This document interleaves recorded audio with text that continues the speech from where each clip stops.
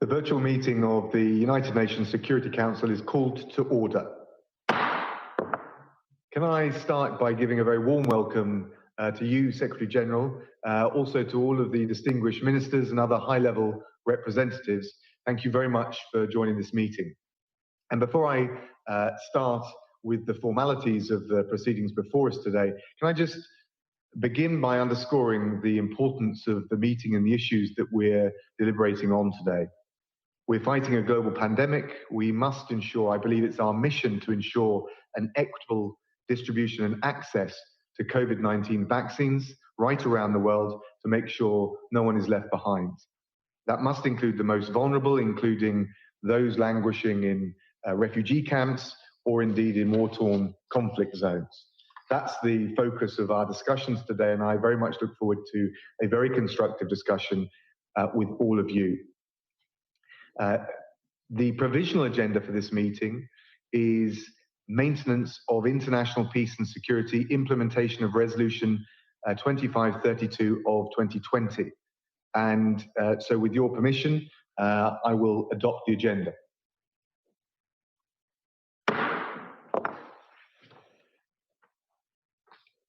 Next, we move on to the invitations under Rule 39. And in accordance with Rule 39 of the Council's Provisional Rules of Procedure, I would like to invite the following briefers to participate in the meeting. Ms. Henrietta Foray, Executive Director of the United Nations Children Fund, Mr. Jaishankar, Secretary General of the International Federation of the Red Cross and Red Crescent Societies, and Dr. Seth Berkley, CEO of Gavi. It is so decided. Now we move on with all of your permissions to consideration of item 2 of the agenda. And so I will draw the attention of council members to document S/2021/138, which is a letter dated the 12th of February 2021 from the permanent representative of the United Kingdom to the United Nations, addressed to the Secretary General and transmitting a concept paper on the item which is before us under consideration. And with that in mind, I will now give the floor to Secretary General, His Excellency, Mr. António Guterres, to make his introductory remarks. António, over to you.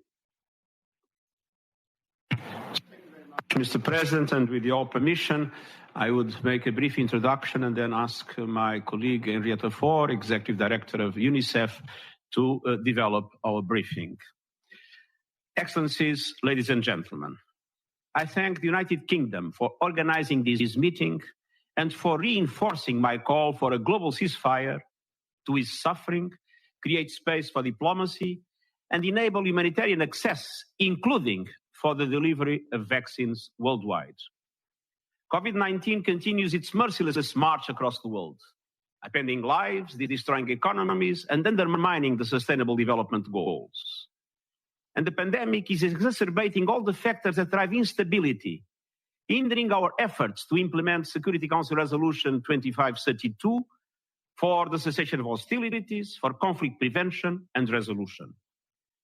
Defeating COVID-19, now that we have begun to have the scientific capacity to do so, is more important than ever. The rollout of COVID-19 vaccines is generating hope. But at this critical moment, vaccine equity is the biggest moral test before the global community. We must ensure that everybody, everywhere, can be vaccinated as soon as possible. Yet progress on vaccinations has been widely uneven and unfair. Just 10 countries have administered 75% of all COVID-19 vaccines. Meanwhile, more than 130 countries had not received a single dose. And those affected by conflict and insecurity are at particular risk of being left behind. When pandemic strikes, we are only safe if everyone is safe. If the virus is allowed to spread like wildfire in the global south or parts of it, it will mutate again and again. And new variants could become more transmissible, more deadly, and potentially threaten the effectiveness of current vaccines and diagnostics. This can prolong the pandemic significantly enabling the virus to come back to plague the global north. And it will also delay the world economic recovery. We have come together to create the COVAX facility, the one global tool to procure and deliver vaccines for low and middle-income countries. COVAX requires to be fully funded. But we must do even more. Our efforts need to be comprehensive and well coordinated everywhere. The world urgently needs a global vaccination plan to bring together all those with required power, scientific expertise, and production and financial capacities. I believe the G20 is well placed to establish an emergency task force to prepare such a global vaccination plan and coordinate its implementation and financing. This task force would include all countries in which there is a capacity to develop vaccines or to produce them, if licenses are available, together with WHO, Gavi, other relevant technical organizations, and international financial institutions. And the task force would have the capacity to mobilize the pharmaceutical companies and key industries and logistic actors. I am ready to galvanize the full United Nations system in support of this effort. The G7 meeting later this week can help create the momentum to mobilize the necessary financial resources. Together, we can ensure sufficient supply, fair distribution, and vaccine confidence. And we can defeat this disease. We can get our economies running again. I am convinced it's possible.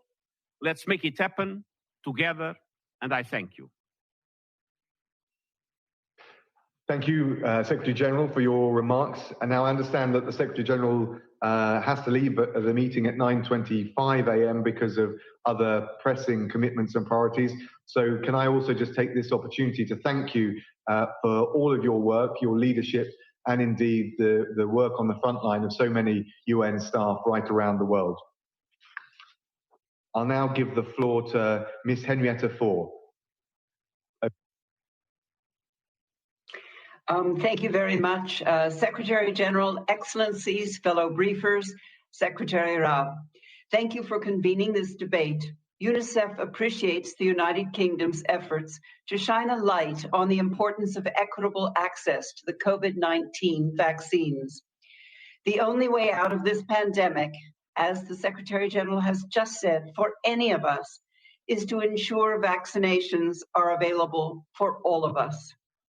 In this historic effort, we must include the millions of people who are living through or fleeing conflict and instability. Equitable access to vaccines for all people, including those living under conflict, is essential. Not only is it a matter of justice, but as the only pathway to ending this pandemic for all, and to sowing the seeds of care, of hope, and even peace in countries that have seen far too little. For UNICEF and our many humanitarian partners working around the world, COVID-19 has fundamentally altered our responses, adding a new layer of complexity in some of the most difficult and dangerous operating environments anywhere. As this Council knows well, the violent, protracted nature of today's armed conflicts shatters countries' health systems, damaged or destroyed vital infrastructure like water and sanitation, and spurred the flight of badly needed healthcare workers. In this context, vaccine delivery is also hampered by a funding gap for humanitarian support overall, and by a lack of transportation, cold chains, logistical infrastructure to support the rollout. We need to reach the same populations that are routinely missed with basic services like health, nutrition, and basic immunization, with a vaccine that will not only potentially save their lives, but also help to address the global pandemic.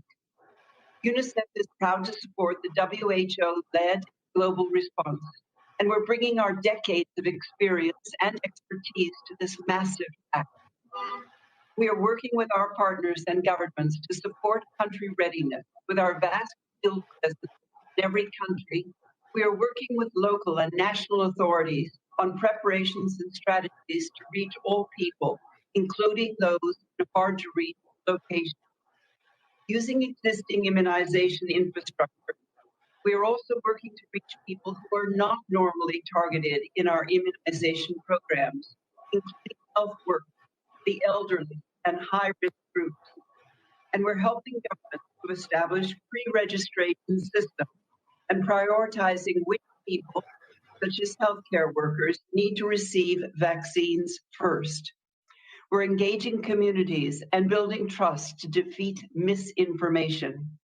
We are training health workers to deliver vaccine and helping governments to recruit and deploy more health workers where they are needed most. We're advocating with local and national governments to use other proven health measures like masks and physical distancing. And now, through the COVAX facility, we're working with Gavi and WHO and CEPI to procure and deliver the COVID vaccines in the close collaboration with vaccine manufacturers and freight and logistics and storage providers. And we're doing so on a dramatically accelerated timeline. We're aiming to procure 2 billion doses of COVID-19 vaccines by the end of this year, 2021. This is on top of the 2 billion doses of other vaccines we normally procure each year on behalf of 100 countries. With our long-standing work in humanitarian context, we're adapting, adjusting, and assessing the specific needs in each location. This means, for instance, ensuring that enough doses and syringes are available in each country and undertaking inventories to ensure that effective cold chain systems are in place. It means procuring those syringes and safety boxes. It means finding ways to ensure distribution and delivery in logistically difficult contexts like Sudan or the Democratic Republic of Congo, or high-threat environments like Yemen or Afghanistan. It means negotiating to populations across multiple lines of control by non-state armed groups, areas that the ICRC estimates represent some 60 million people. It means ensuring that all populations groups, including those that are routinely excluded from support, are covered by national vaccination plans, no matter their legal, economic, or political status. This includes refugees, migrants, and those who are deprived of their liberty. And we've joined a global effort to secure vaccines under the humanitarian buffer that can be used as a measure of last resort. COVAX has set aside 5% of its doses as backup stock for at-risk populations like refugees, the internally displaced, and migrants. In short, it is a safety net for those not covered by national immunization programs. But as we prepare for this historic rollout, we need the support of this Council. So may I build on the Secretary General's calls. First, join our call to all member states to ensure that everyone is included in national vaccination plans, regardless of their legal status or if they live in areas controlled by non-state entities. Second, we need a global ceasefire. At a minimum, we need your help to extend the call made in Resolution 2532 for a humanitarian pause for the duration of the vaccine delivery and administration. And third, help us to restart stalled immunization campaigns for other diseases like measles, diphtheria, and polio. We cannot allow this fight against one deadly disease to cause us to lose ground in our fight against others. Over the last year, the global community has come together to develop, manufacture, distribute, and deliver this vaccine in record time. So in closing, may I say that this historic effort deserves historic support. Help us ensure that the light at the end of the tunnel shines on us all, including the families and communities enduring the horrors of conflict. Thank you very much, Mr. Chairman. Thank you very much, Ms. Bohr. Thank you for your briefing and for all the work that the Children's Fund is doing. I now turn and give the floor to Dr. Seth Berkley. Mr. President, Mr. Secretary General, Excellencies, thank you for inviting me to brief the Security Council on a topic that will define our common success in addressing the pandemic through equitable access to vaccines. Let me also thank my partners, Henrietta and Jagan, who are here with me today. For a global pandemic, as the Secretary General has said, we're only safe if we're all safe. If there are countries where large numbers of at-risk people are not vaccinated, it not only threatens those countries, but the rest of the world as the new variants popping up in different countries attests. So the first goal is to assure equitable access, but we can't stop there. To succeed, we need to ensure that vulnerable at-risk populations everywhere have access to life-saving vaccines. This means not forgetting the millions of people in conflict-affected settings, for it is in these last-mile communities where the meaning of equity is most pronounced. The COVID-19 pandemic has laid bare deep systemic inequities between and within societies, exacerbating grievances and conflicts along the way. Progress on poverty eradication, nutrition, education, and immunization coverage have all fallen back, and the poorest and most vulnerable communities are hardest hit by the pandemic. Despite the UN Secretary General's call for a global ceasefire, conflicts and political violence have continued or even intensified. The pandemic is more than a global health crisis. It's a significant challenge to international peace and security that can only be addressed through multilateral cooperation. Global GDP is expected to fall by as much as $9.2 trillion in 2021 if countries continue to pursue an uncoordinated approach to vaccine distribution. This only weakens our collective ability to ensure peace and stability.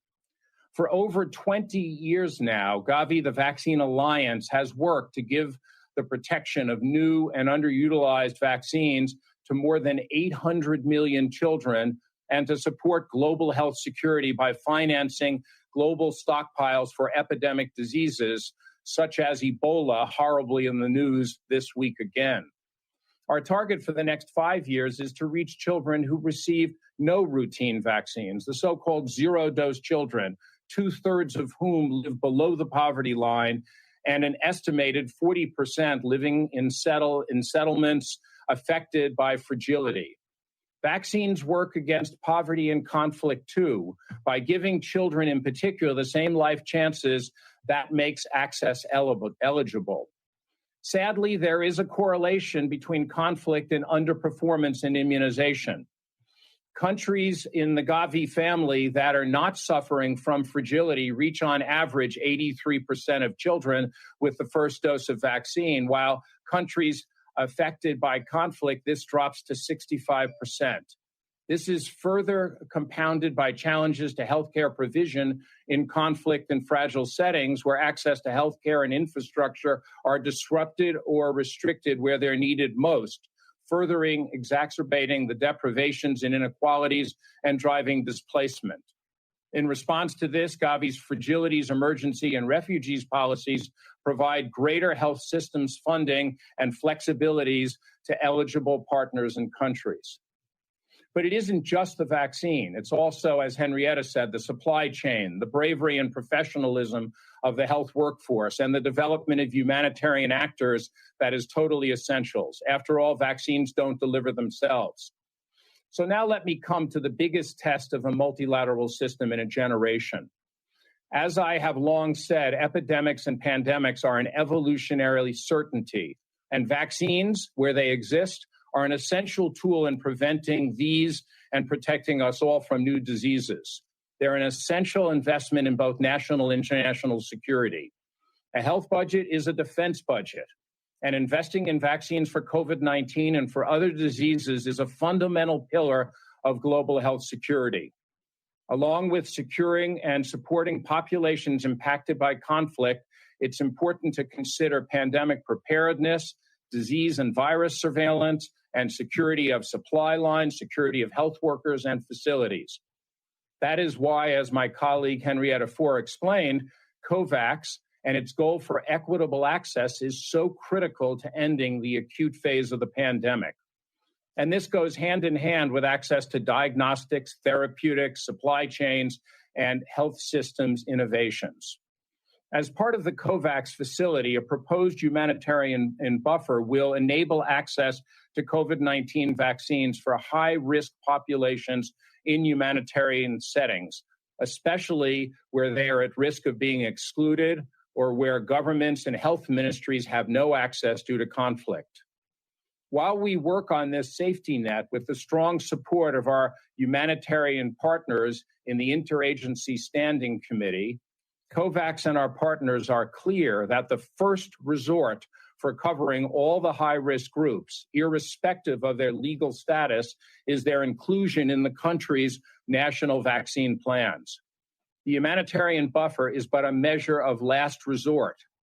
I ask that the UN Security Council to reinforce this message so that available doses are distributed to ensure truly equitable access in accordance with the humanitarian principles and in upholding state obligations towards populations within their territory. COVAX has secured 2.3 billion doses of vaccine in advanced commitments and options for 190 countries in 2021. Of these, at least 1.3 billion doses are reserved, but not fully paid for with donor funding. These doses are meant for 92 lower-income countries eligible for the COVAX advanced market commitment, which could increase to a further 1.8 billion doses that could be delivered with additional financing. Given the new variants, it is clear that we will have to adapt vaccines and strategies, and this may further increase the required cost.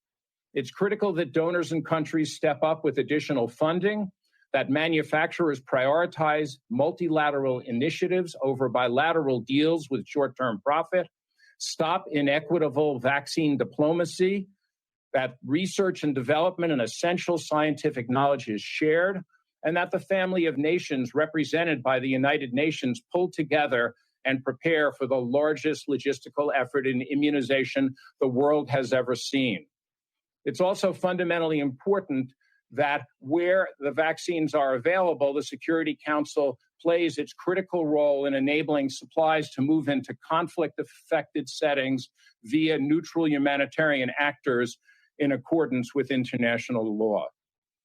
Mr. President, Excellencies, as an epidemiologist who has specialized in infectious disease epidemiology over a lifetime, as the head of Gavi, the Vaccine Alliance, and the COVAX facility, I can say that science tells us there is no way out of this pandemic alone. We have to do it together or face generational consequences. Our ask to the Security Council is that they advocate for and invest in this unprecedented effort, that they call on all nations to ensure the unhindered deployment of vaccines in all settings, including those affected by conflict, and into the arms of all high-risk individuals, refugees, or citizens.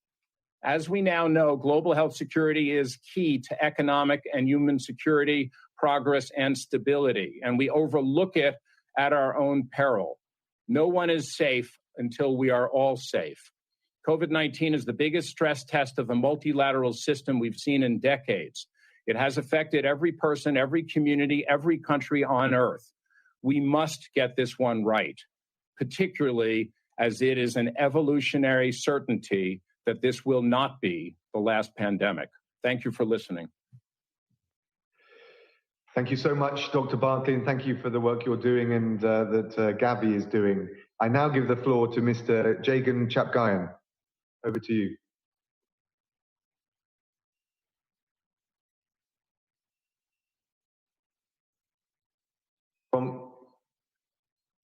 Please check your microphone. We can't hear you. Are you on mute, please? Check.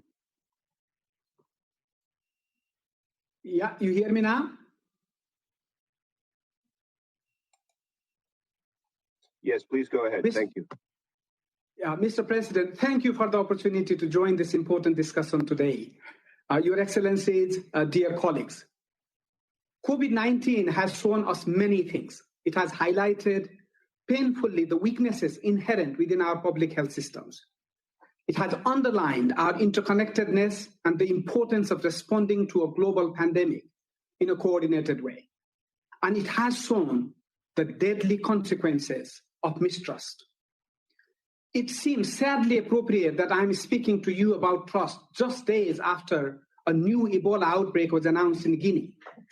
The parallels between Ebola and COVID-19, both in terms of the destructive nature of mistrust and transformative capacity of creating trust, are profound.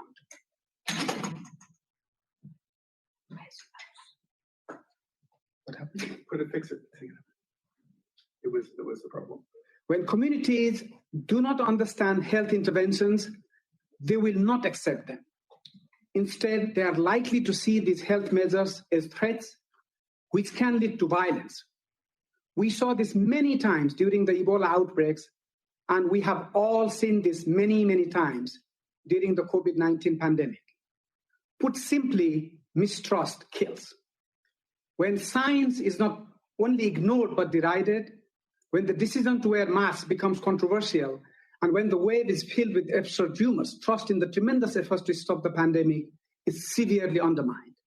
When mistrust prevails, it stops people from getting the help they need. It prevents us from ending public health emergencies. It can even lead to people incorrectly blaming others, foreigners, migrants, or other minority groups for the spread of an illness. What can be done? A crisis is not the ideal time to rebuild trust. However, it can be done, but it requires listening and sincerity in acting on what communities tell us. Let me give you an example. Our initial attempts to safely bury Ebola victims in the Democratic Republic of the Congo were met with hostility. So we reached out to communities and we listened. We trained 800 community volunteers to gather community feedback, and we analyzed the results to understand why people were refusing our support. We used what we learned to adapt, both how we handle the burials and how we engage with communities.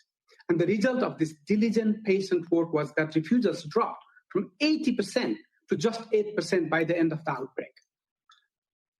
Trust has to be earned. It requires seeking out community feedback and constantly adapting our response to address the concerns and fears that periodically flow through communities.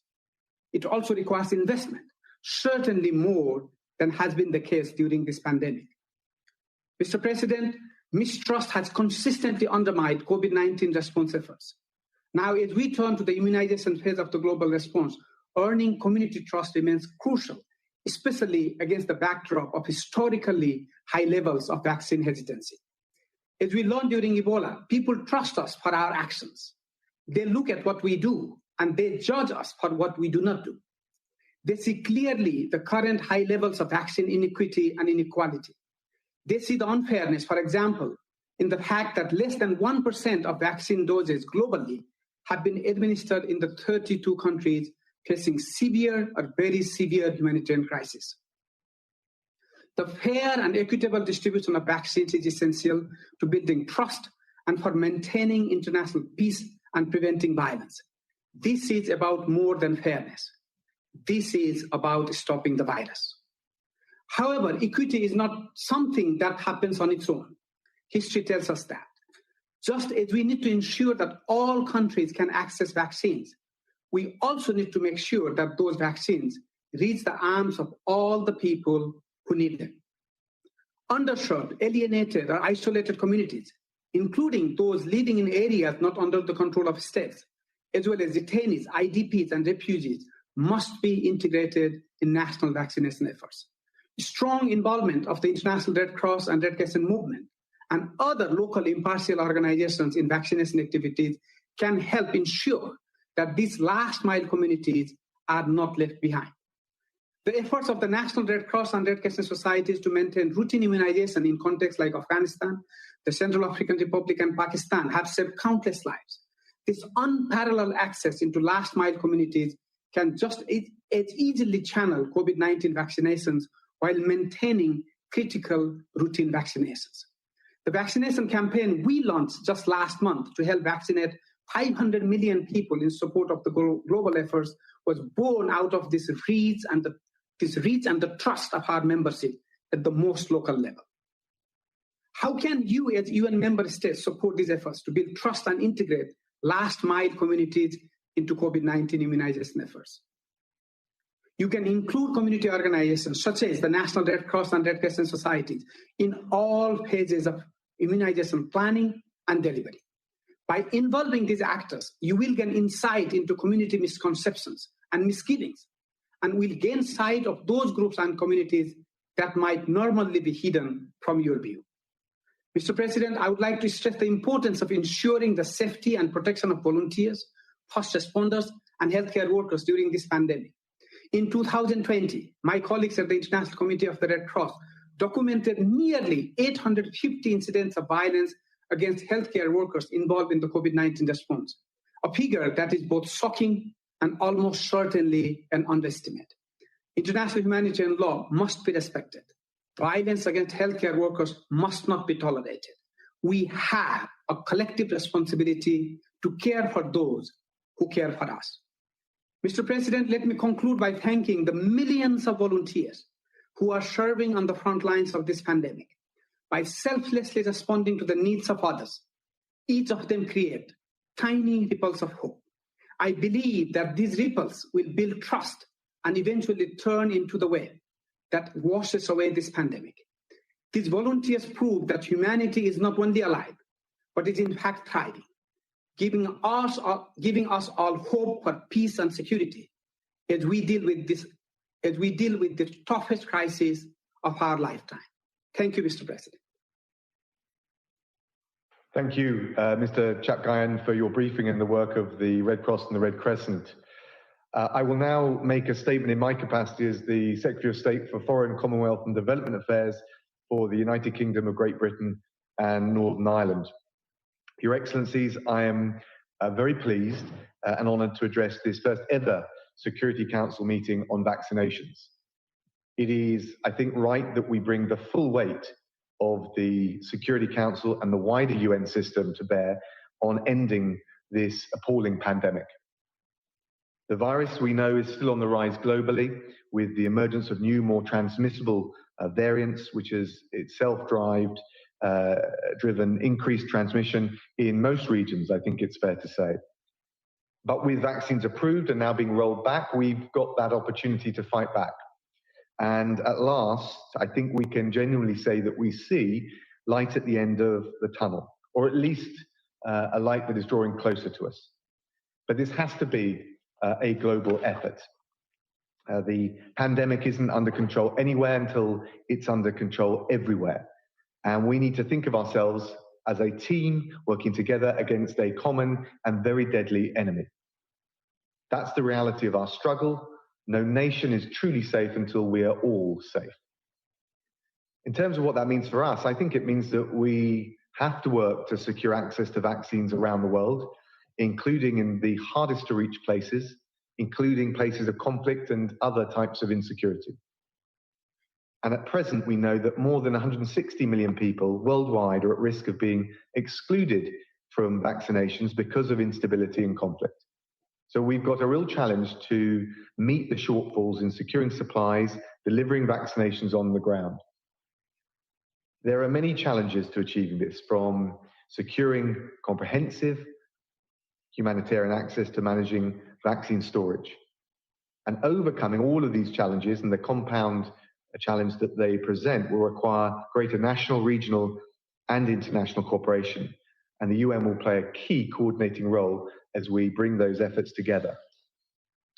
Local ceasefires are going to be essential to enable life-saving vaccinations to take place.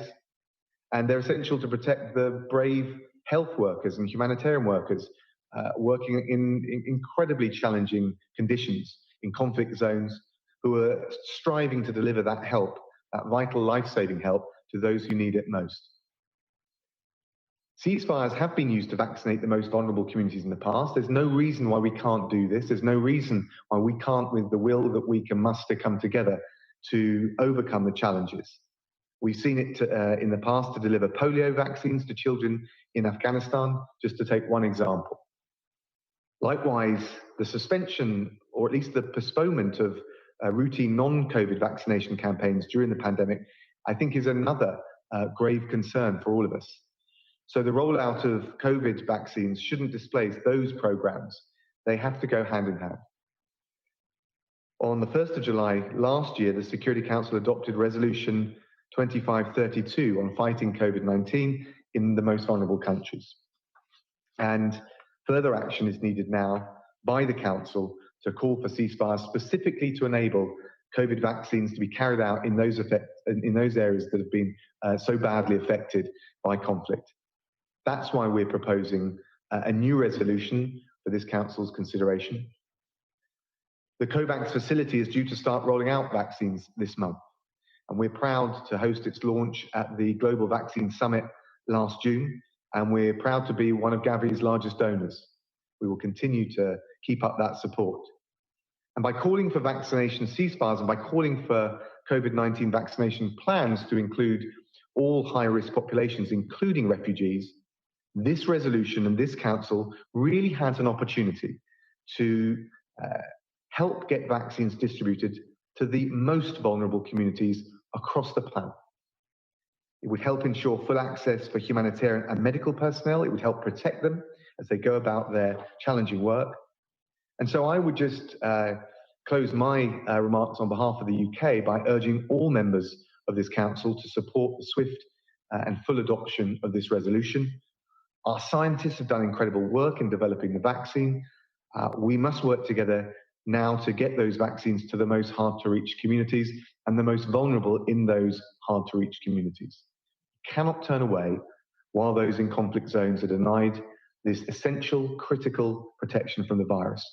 We in this Council have an opportunity, and I believe we have a moral duty to act. Thank you.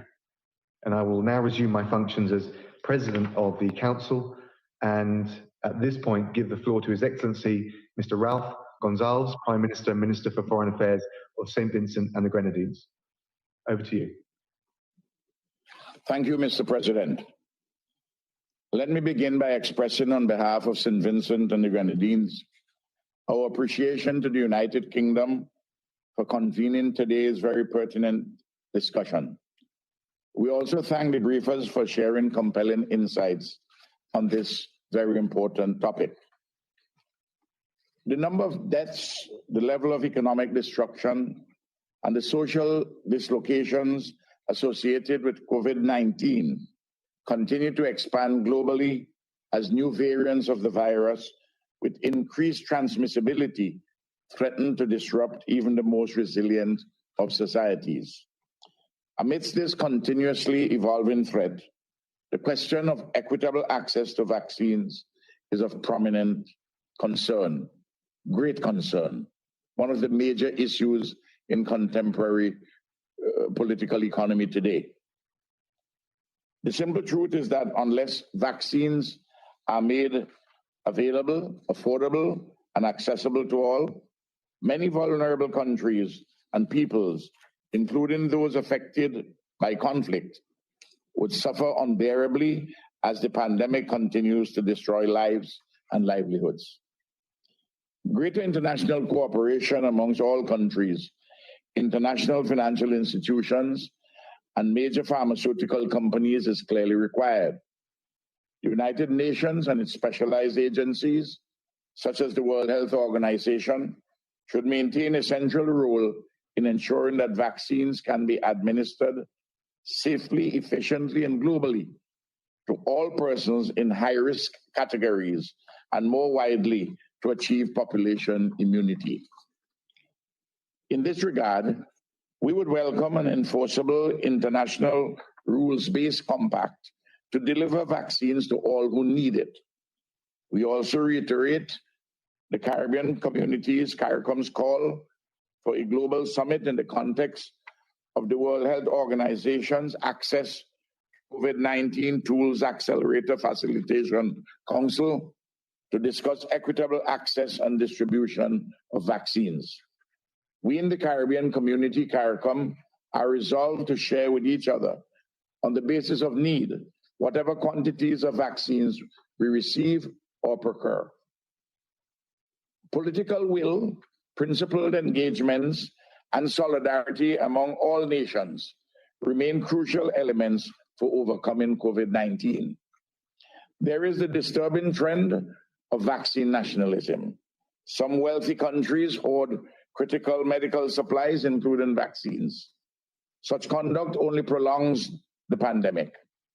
Many too will suffer needlessly if vaccine delivery is determined by a narrow market calculus rather than the social imperative of building immunity everywhere in solidarity with each other. We urge vaccine manufacturers, as a gesture of good faith towards humanity, to work with developing countries to expand production capabilities, hence alleviating the strain on global supply chains. We also call for greater financial support for the COVAX facility to bolster the global inoculation campaign. During this difficult period, the Security Council must continue working in unison with other organs of the United Nations to address systematically the various dimensions of this pandemic. Our delegation remains fully supportive of all efforts to promote a global ceasefire to armed conflicts everywhere. This ceasefire would afford conflict-affected countries the time and space to advance peace processes and would facilitate the sustained delivery of life-saving humanitarian, developmental, and capacity-building assistance. A ceasefire will also ensure that vaccines can be distributed safely to those made most vulnerable by conflict, including internally displaced persons and refugees. Where mandates and capabilities allow, peacekeeping operations could be utilized to assist with the transportation and distribution of vaccines, including providing protection to those designated personnel who administer vaccines. Mr. President, as we approach the one-year anniversary since COVID-19 was declared a global pandemic, we must work together urgently and intently to build back better. Equitable access to COVID-19 vaccines must form part of any serious effort to recover sustainably from this pandemic. Let us be reminded of our common promise to humanity. Under the 2030 Agenda for Sustainable Development of leaving no one behind. No one is safe and no one will be safe until everyone is safe. And immunity can only be achieved when it is collectively composed. Thank you. Thank you, Your Excellency, Mr. Gonzalez. And I now give the floor to His Excellency, Mr. Wang Yi, State Councillor and Minister for Foreign Affairs of China. You have the floor.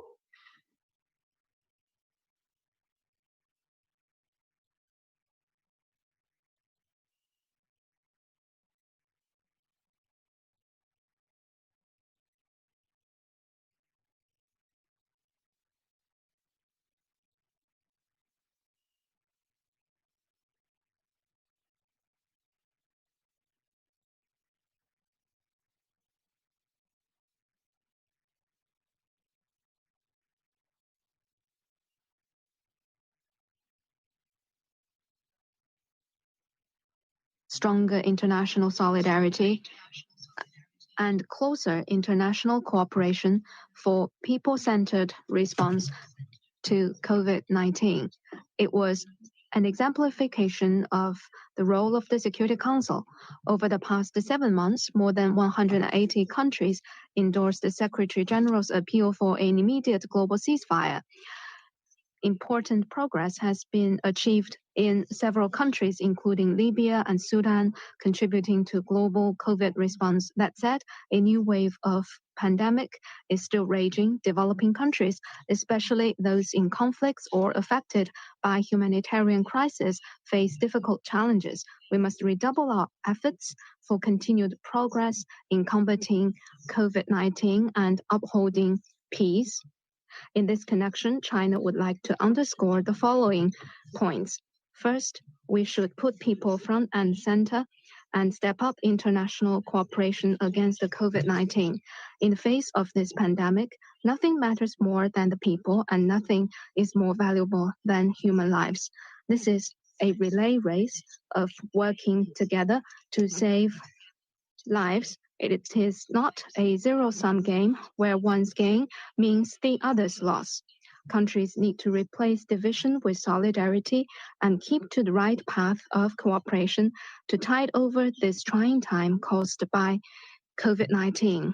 We need to resist prejudice, respect science, and reject disinformation and attempts to politicize the pandemic.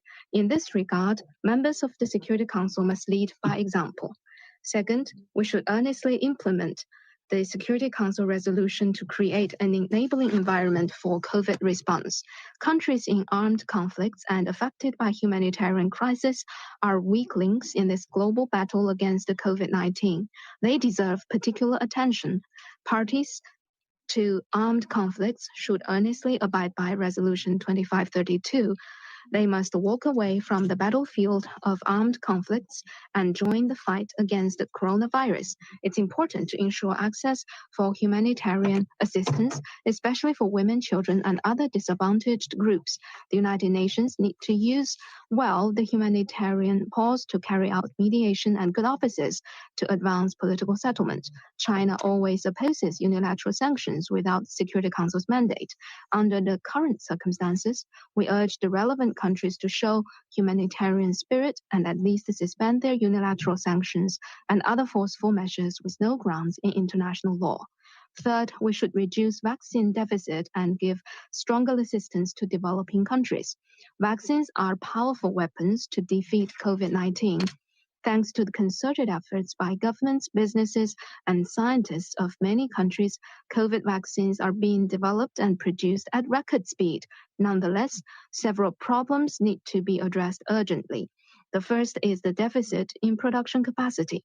For the vaccines already put into urgent and conditional use, countries should increase supply by boosting domestic production and through international cooperation in forms of commissioned and joint production. The second is the deficit in distribution.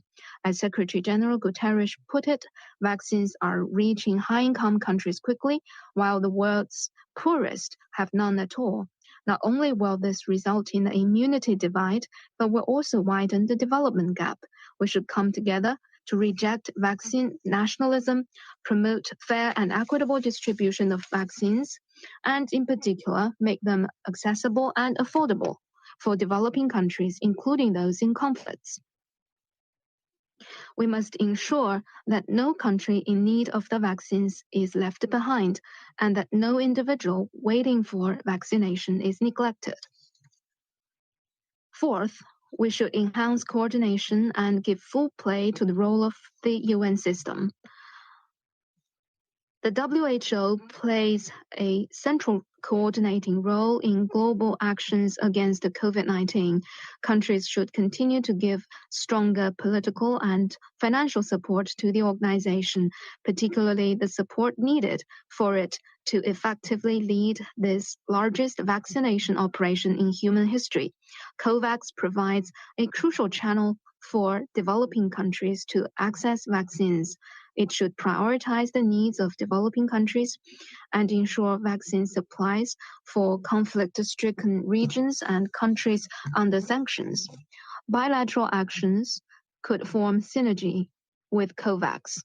The World Food Programme, UNICEF, and other related agencies should use their global shipping networks to build green channels for developing countries and, in particular, solve the last mile problem for vaccine delivery in Africa. Mr. President, colleagues, President Xi Jinping has announced that Chinese vaccines would be a public good and that China would help realize vaccine accessibility and affordability in developing countries. China has been acting to honor its commitment. China was among the first to join the WHO's Access to COVID-19 Tools Accelerator initiative. We have actively launched vaccine research and development cooperation with more than 10 countries involving over 100,000 volunteers of 100 plus nationalities. China has joined COVAX and given it strong support. We are making concrete efforts for the equitable distribution of vaccines. At the request of the WHO, China has decided to preliminarily contribute 10 million doses of Chinese vaccines to COVAX to meet the urgent need of developing countries. China has donated vaccines to 53 developing countries, including Palestine, Somalia, Iraq, South Sudan, and Syria in response to their request. China has exported vaccines to 22 countries. In the meantime, China has also been using its strength in industrial chains to help other countries manufacture vaccines in China or locally so as to boost the global production capacity. China has decided to join the UN's Group of Friends initiative to donate COVID-19 vaccines to UN peacekeepers. China's commitment to international vaccine cooperation is not about achieving geopolitical goals or reaping economic benefits or attaching political strains. What concerns us most is to ensure that vaccines become accessible and affordable public goods for people of all countries, namely a people's vaccine. China will work with all parties to step up cooperation on vaccines and COVID-19 preparedness and response to foster a global community of health for all and to secure the ultimate global victory against the pandemic. Thank you. Thank you so much, Your Excellency, Mr. Wang Yi. And I now give the floor to His Excellency, Mr. Pham Binh Minh, Deputy Prime Minister and Minister for Foreign Affairs of Vietnam. Sir, over to you. Mr. President, I thank you for convening this timely meeting. And I thank Secretary General António Guterres and the head of UNICEF, IFRC, and Gavi for their insightful briefings. Mr. President, in a short time span of just over a year, the COVID-19 pandemic has unleashed devastating impacts across continents and in every million lives, 2.4 million lives in over 200 countries and territories. The COVID-19 pandemic has created the worst economic and social crisis in decades. It has exposed structural inequalities at global and national levels. It has subjected millions more to poverty and hunger and to the lack of adequate health care. And nowhere can this be seen more clearly than in conflict-ridden countries and regions. Vaccines for COVID-19 has been developed in record time, thanks importantly to global collaboration. It is very important that we, as the global community, continue to work together to make sure that safe and effective vaccines can truly help us curb the spread of COVID-19 and defeat the virus eventually. As time is of the essence, we must act fast, and we need a strategy to win. Such a strategy, in my view, should include at least 3 elements.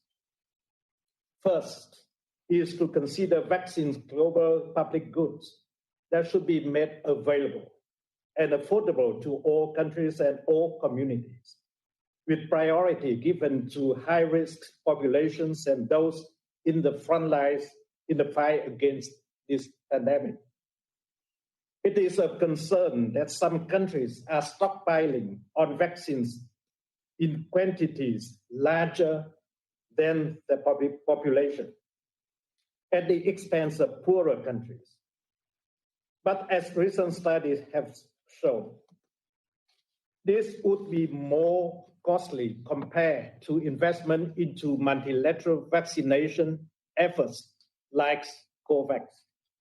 Vietnam calls for greater contributions to the COVAX facility to enable broader distributions of COVID-19 vaccines to the developing world, including populations in conflict and fragile settings.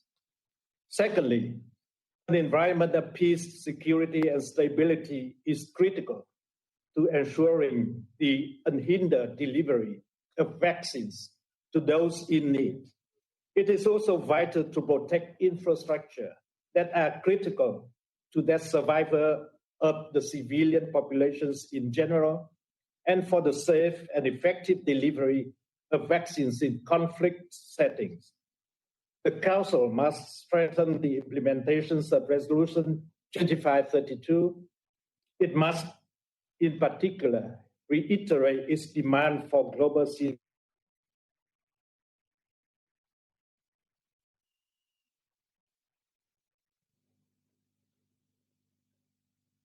and extends its goal for a durable humanitarian pause. These are important prerequisites for actors on the ground, including relevant parts of the United Nations system, to effectively assist the delivery of vaccines and the implementations of vaccination campaigns. And thirdly, we must look beyond vaccines and the pandemic itself. We must work to address the root causes of conflicts and fragilities, as well as the inequalities and injustice exposed by this pandemic. The international community must engage in a global multilateral effort led by the United Nations to help build stronger and more resilient health systems and to leverage development assistance, global trade, and economic cooperation so that every country can achieve an inclusive and resilient recovery in the aftermath of this pandemic. Above all, Mr. President, we need a renewed global solidarity and partnership and synergy in our actions. The critical role of the multilateral system with the United Nations at the center cannot be overstated in coordinating global efforts. Also, regional organizations with their respective mandates and advantages can complement international efforts to promote global governance for international peace, stability, and prosperity. Vietnam, as a member of ASEAN and the Security Council, we spare no effort to strengthen multilateral actions in our joint efforts to roll out COVID-19 vaccines and overcome this devastating pandemic. I thank you, Mr. President. Thank you very much, Your Excellency, Mr. Pham. Thank you for your contribution. And I now turn to give the floor to His Excellency, Mr. Othman Jerandi, Minister for Foreign Affairs of Tunisia. The floor is yours. Thank you, Mr. President. Allow me at the outset to congratulate the United Kingdom for choosing this major topic as one of the signatories events of its Security Council presidency for the month of February. Allow me also to thank Mr. Secretary General and the distinguished briefers for their enlightening contributions on ways and means to secure equitable access to COVID-19 vaccines. The UN, UNICEF, IFRC, and Gavi remain, with the WHO, of course, in the forefront of the international community's effort to mitigate the impacts of the pandemic in our people, and we are confident that you will lead all our collective endeavors for equality in the vaccinations effort. Tunisia expressed as early as March 2020 its concern regarding the unprecedented pandemic when President of the Republic, Kais Saied, alerted the Security Council and the UN on the impact of the pandemic on international peace and security. Tunisia and France have then succeeded in introducing and unanimously adopted by the Security Council Resolution 2532, which is a message of hope to the world. In this resolution, the Security Council, considering that the fight against the pandemic requires a strengthening of national, regional, and international cooperation and solidarity, as well as coordinating inclusive, comprehensive, and global international action, call for a cessation of hostilities in various conflicts around the world to facilitate the fight against the pandemic, demands a general and immediate cessation of hostilities in all situations. Through this initiative, we aim at placing the human being at the center of all our actions, contributing to the entrenchment of the culture of human solidarity and collective security, and paving the way for the international community to have new mechanisms capable of strengthening international cooperation and consolidating international peace and security in all their expressions and manifestations.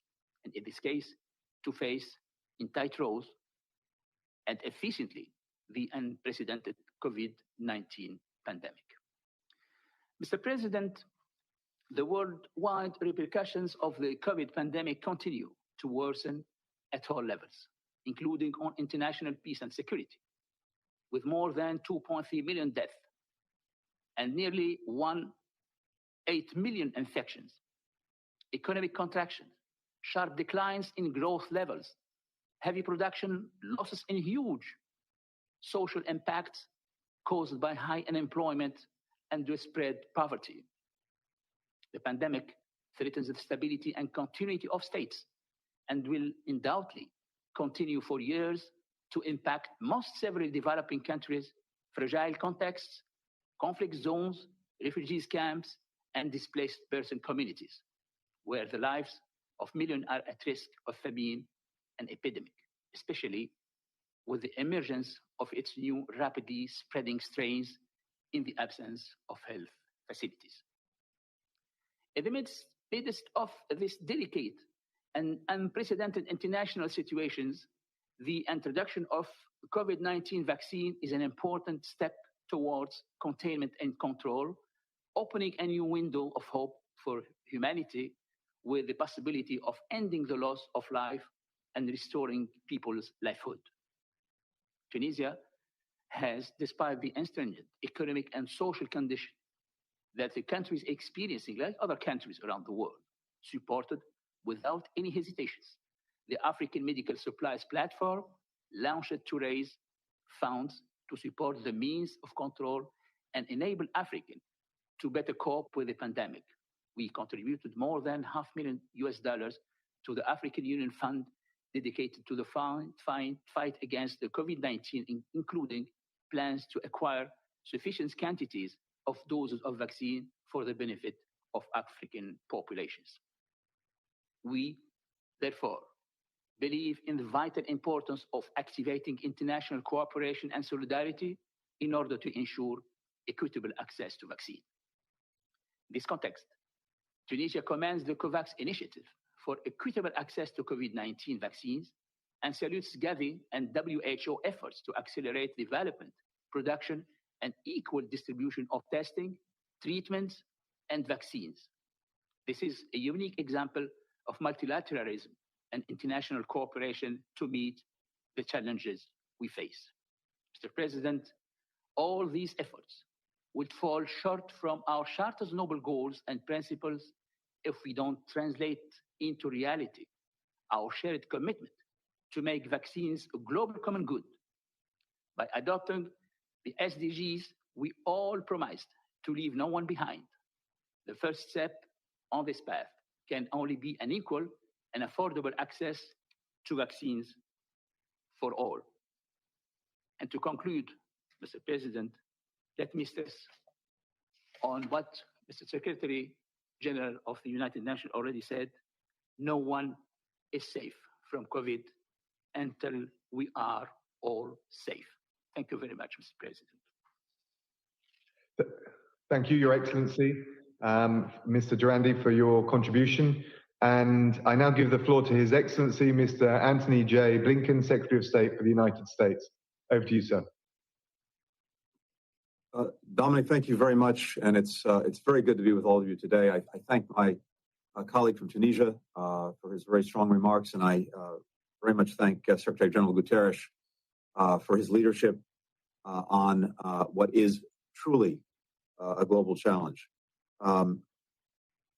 Raab, thank you for bringing us together in particular to look at barriers to vaccine access, including in areas that are affected by conflict. We all know, we all feel that this pandemic has taken a terrible toll on so many families and communities.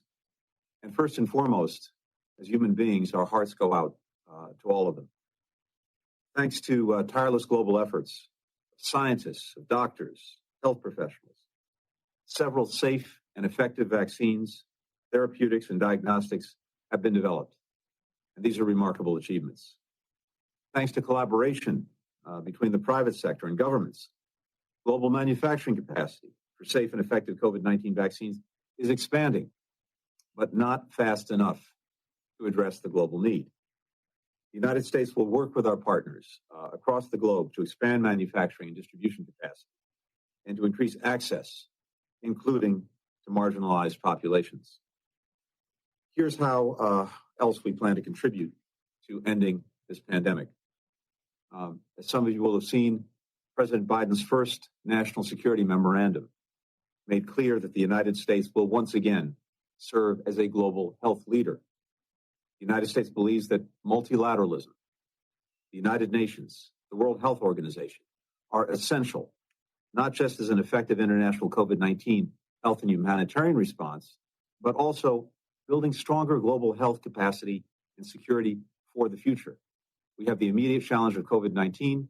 We have a longer challenge, but equally vital in establishing the strongest possible global health structure going forward. With the news of another Ebola outbreak in the Democratic Republic of Congo and Guinea, there is clearly no time to waste. And our vision has to be bold. We must defeat COVID-19 and prevent future pandemics. To that end, we'll work with partners around the globe to strengthen and reform the WHO, to support the global health security agenda, to build sustainable preparedness for biological threats, to create a warning system that will allow us to respond more rapidly with testing, with tracing, with PPE needed to save lives. We seek to advance the creation of a long overdue sustainable financing mechanism for health security so we can leave the world more prepared for future outbreaks than it was for this pandemic.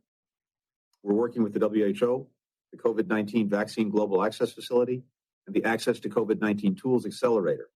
And we recently elevated our participation from observer to participant on the ACT Facilitation Council.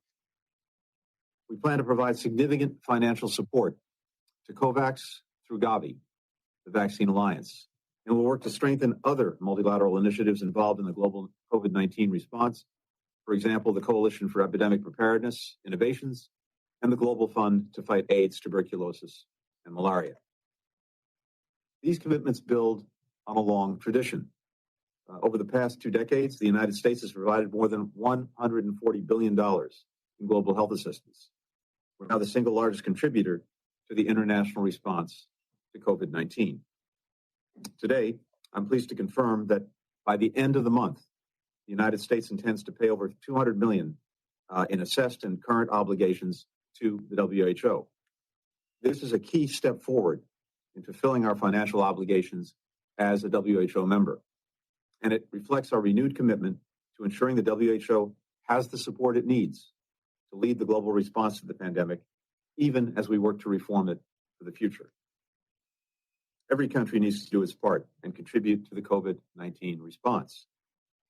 We've already announced more than $1.6 billion in emergency economic, health, and humanitarian aid to try to help governments, international organizations, and NGOs mitigate the effects of COVID-19 and its secondary impacts worldwide.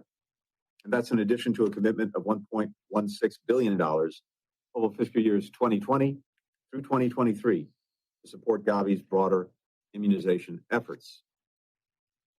As we move forward, it's critical to look at who the pandemic has hurt the most. The Secretary General has called for us to put women and girls at the center of the COVID-19 response and recovery.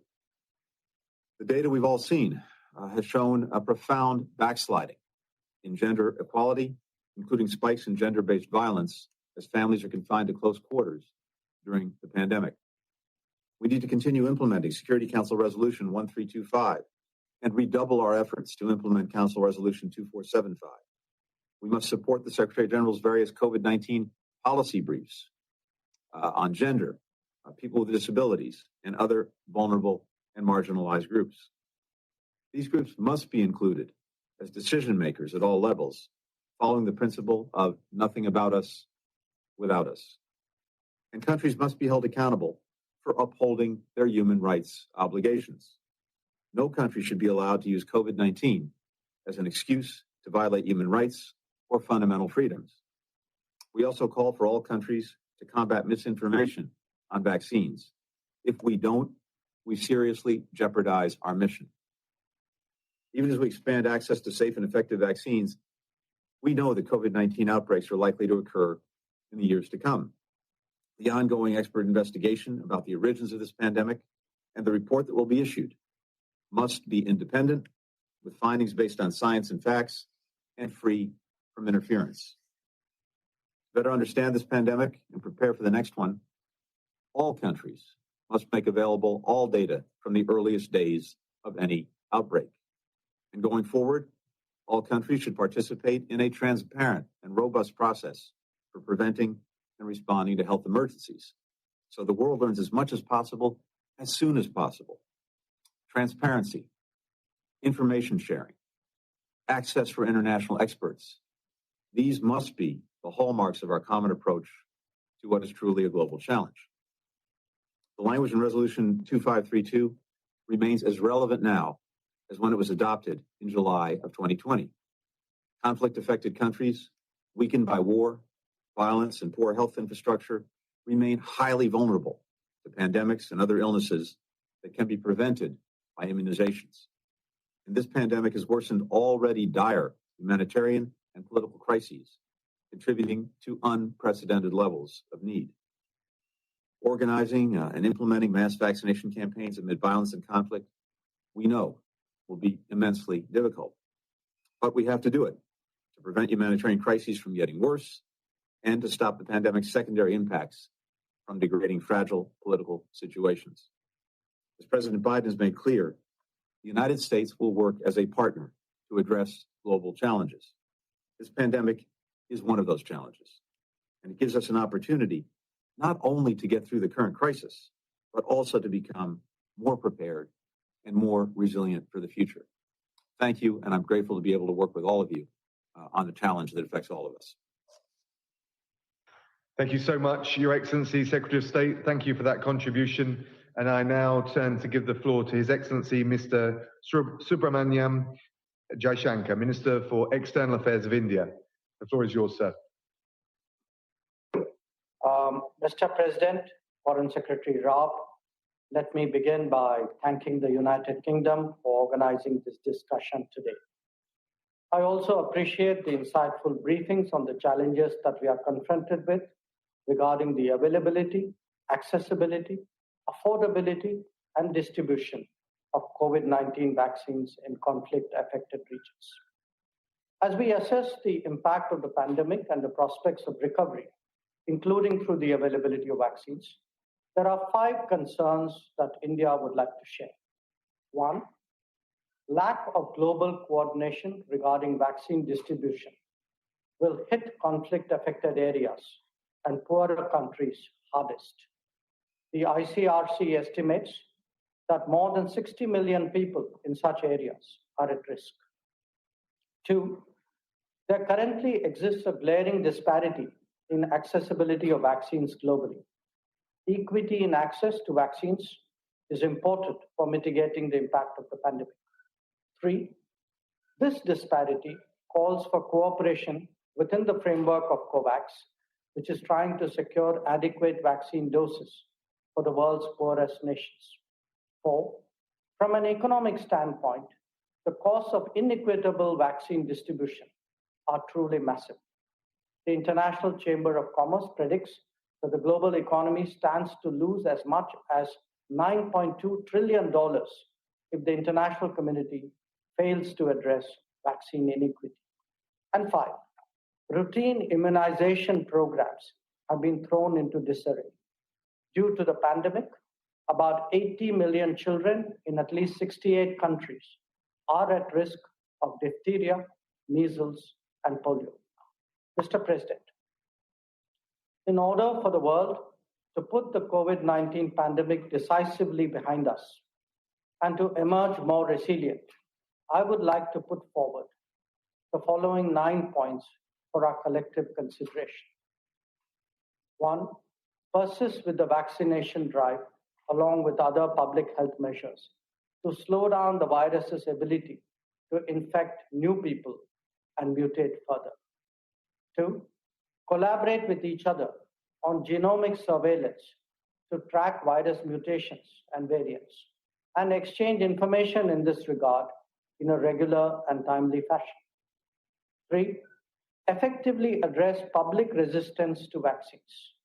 Vaccine-related information must be contextual, empathetic, and culturally sensitive, while providing scientific and accurate facts to allay the fears and concerns of the public. 4, improve public health infrastructure and build capacity through effective training programs in vaccine delivery, especially in areas where health infrastructure is weak. 5, stop vaccine nationalism. Indeed, actively encourage internationalism. Hoarding superfluous doses will defeat our efforts towards attaining collective health security. 6, strengthen the COVAX facility to ensure equitable distribution of vaccines to all in a fair and equitable manner. 7, urgently resume immunization programs across the world before children's lives are threatened by other diseases. We simply cannot trade one health crisis for another. 8, stop disinformation campaigns taking advantage of this pandemic to advance their nefarious objectives and activities. And 9, proactively prepare for the next global pandemic by focusing on improving capacities, developing protocols, and building a knowledge base and expertise. Mr. President, India has been very much at the forefront of this global fight against COVID-19 pandemic. We had earlier provided critical medicines, diagnostic kits, ventilators, and PPEs to more than 150 countries, about 80 of them on a grant basis. Today, the pharmacy of the world is stepping forward to meet the global vaccines challenge. 2 vaccines, including one indigenously developed, have already been granted emergency authorization. Additionally, as many as 30 candidates are under various stages of development. In one of the largest vaccination drives ever, India itself will vaccinate about 300 million frontline and healthcare workers, elderly and vulnerable over the next 6 months. Our vaccination program, which has begun a month ago, has already seen nearly 7 million people vaccinated. Under the initiative of Vaccine Maitri, which translates into vaccine friendship, India provides vaccines to the world. We are, of course, a significant source of supply to the COVAX facility. But in addition, India is also directly sending vaccines to our friends and partners. Starting with our immediate neighbors, 25 nations across the world have already received Made in India vaccines. 49 more countries will be supplied in the coming days, ranging from Europe, North America, Latin America, the Caribbean, to Africa, Southeast Asia, and the Pacific Islands. Keeping in mind the UN peacekeepers who operate in such difficult circumstances, we would like to announce today a gift of 200,000 doses for them as well. We are working actively with Gavi, WHO, and ACT Accelerator. Our contribution has also supported the SARC COVID-19 Emergency Fund. Mr. President, the Bhagavad Gita states, do your work with the welfare of others always in mind. That is the spirit in which India approaches the COVID challenge and urges this Council to work collectively to address its different dimensions. I thank you, Mr. President. Thank you so much, Dr. Jaishankar, for your contribution and your announcement. I now turn to give the floor to Her Excellency, Ms. Eva Maria Limets, Minister of Foreign Affairs for Estonia. Minister, you have the floor. Thank you. Mr. President, distinguished briefers, dear colleagues, let me first express my sympathy and solidarity with all the people and nations of the world suffering from the coronavirus. It's almost a year since the World Health Organization declared COVID-19 as a pandemic. New, more transmissible coronavirus variants indicate that the crisis will last longer than expected. Therefore, we must make sure that no one is left behind by vaccination programs. Therefore, I wish to thank the United Kingdom for convening today's very relevant and timely debate. There are three aspects that Estonia would like to highlight today. First, ensuring unhindered humanitarian access to conflict areas is vital. Enabling full, safe and unhindered delivery of humanitarian assistance remains crucial for the delivery of the COVID-19 vaccines. It is equally important that other immunization programs would not get sidelined due to the global attention to coronavirus. In this regard, I reiterate Estonia's unwavering support to Secretary General's call for global ceasefire. Let me also stress that it is unacceptable how coronavirus is being used as a pretext for trying to lift restrictive measures. Both EU and United Nations sanctions include the possibility of humanitarian exemptions and to not obstruct the fight against the pandemic. Secondly, multilateral response is the only way out of the global crisis. Investment in vaccines and securing their delivery in fragile environments is not only moral, but also a very practical step.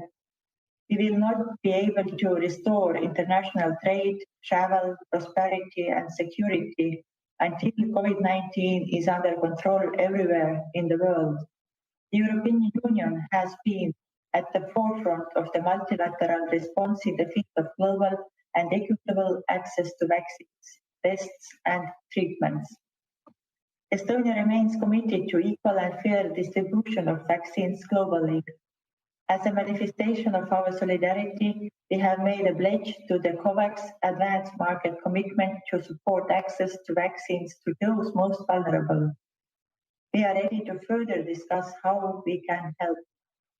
We must also address the so-called infodemic that continues to undermine our joint global response. To overcome the virus, we need to promote facts and science-based information and avoid manipulating with information. Protection of human rights, including freedom of expression, is equally critical for the response and recovery from the pandemic. We condemn all attempts of using COVID-19 pandemic as a pretext for disrespecting the rule of law, curtailing human rights, restricting civic space. We must secure free, independent, and pluralistic media, both online and offline. Third, we must make use of full potential of digital technologies to overcome the crisis everywhere. As the world continues its fight against COVID-19, our reliance on technology has increased. Many of our everyday functions and operations have moved online. It is therefore all the more pressing that we protect our essential infrastructure from cyber threats. Unfortunately, we have seen vaccine producers and those involved in vaccine distribution targeted by cyber criminals, while the sole focus should be on delivering the vaccines. Holding the perpetrators accountable and working together towards a more stable and secure cyberspace is the best way to resist the efforts of malicious cyber actors. Cybersecurity and applicability of existing international law in cyberspace are also amongst the issues that Estonia is raising awareness around in the Security Council. Dear colleagues, building on 20 years of experience in developing a secure and trusted digital governance infrastructure, Estonia is undertaking a global public health collaboration with the World Health Organization. The first step is to build a pilot and interoperability framework, a global trust framework for smart vaccination certificates. We trust it will become a significant piece of global digital public good, enabling WHO to build any kind of cross-border digital health data services in the future. To allow the validation of vaccinations, a secure and privacy-preserving smart vaccination certificate solution has been developed in Estonia that could be put into use also in more fragile and complex environments. To conclude with, the current crisis and past pandemics have shown that it takes a coordinated global effort to roll back a global suffering. If COVID-19 is left to ravage those with weaker healthcare system or population groups in conflict situations, the virus will soon spread back to other countries. This is the reality. We are only as strong as the weakest link in the global health system. So thank you for today's debate. So much, Your Excellency, for that contribution. I now turn to give the floor to His Excellency Mr. Marcelo Ebrard Casaubon, Minister for Foreign Affairs of Mexico. So you have the floor. Thank you very much. Muchas gracias al Reino. Thank you very much to the United Kingdom for convening this debate, and I'd like to thank Dominic Raab for convening us together today to discuss this, and I welcome everyone else.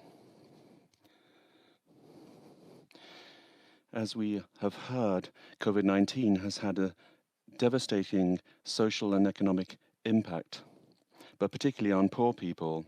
It not only threatens reversing achievements,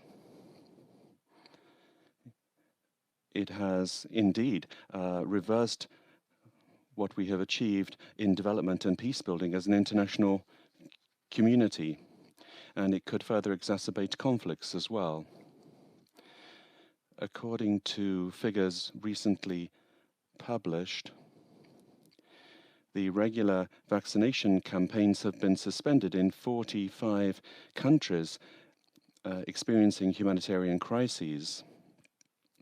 And as a result of this context, the COVID-19 pandemic has affected millions of people, including vulnerable refugees and migrants, and particularly women and children. We've also seen an increase in gender-based violence. Women are the ones that have been most affected by the crisis. And that's why Mexico, like many countries, has indicated that the only way to address this pandemic is through cooperation and multilateralism. This form of coordinated and shared work is fundamental. And although in the past it's been important, today it's essential that we do this.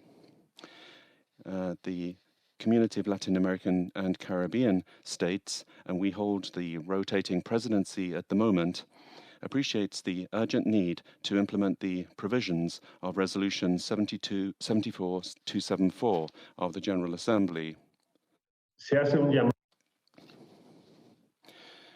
calling for a strengthening of supply systems to promote universal, just, equitable, and timely access to vaccines in order to confront the COVID-19 pandemic.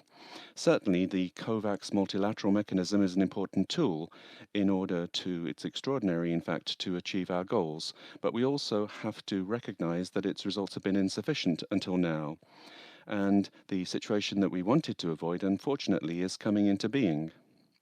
We have not yet seen distribution of enough vaccines according to these multilateral mechanisms.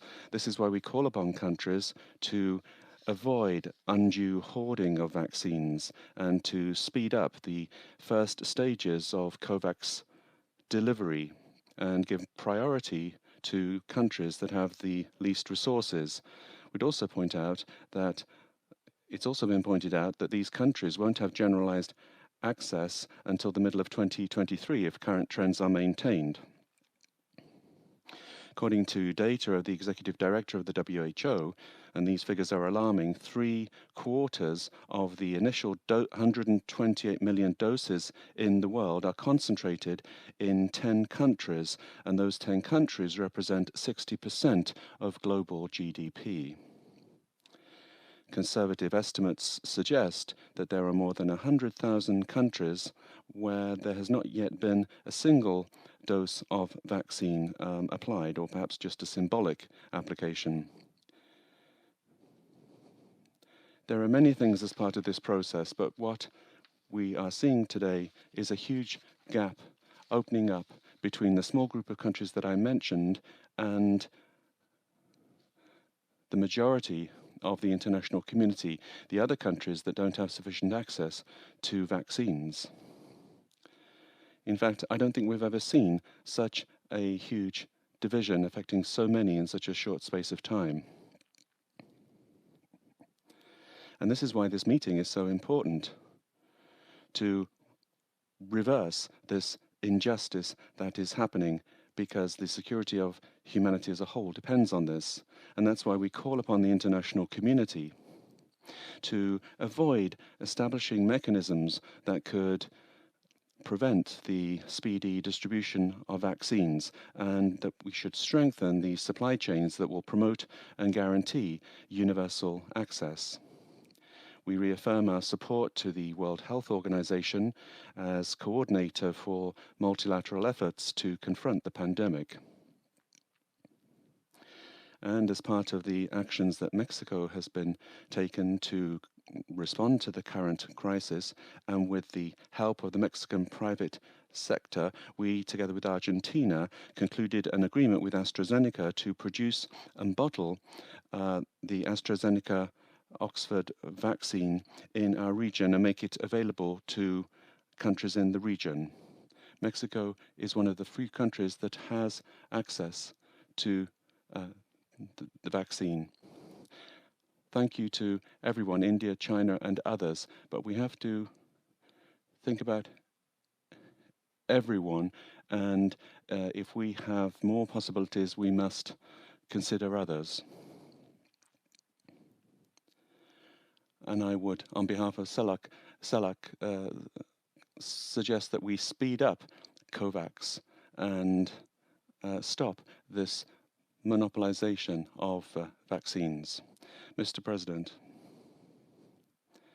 I think that the measures that should be proposed should recognize, first of all, that the Security Council can and should play an active and decisive role so that this goal that I have just described can be achieved.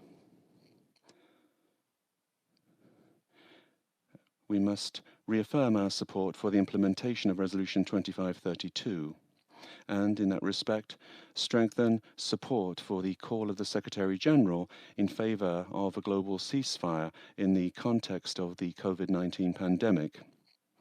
And it's also true that we have to put women and young people at the heart of our concerns. And in conclusion,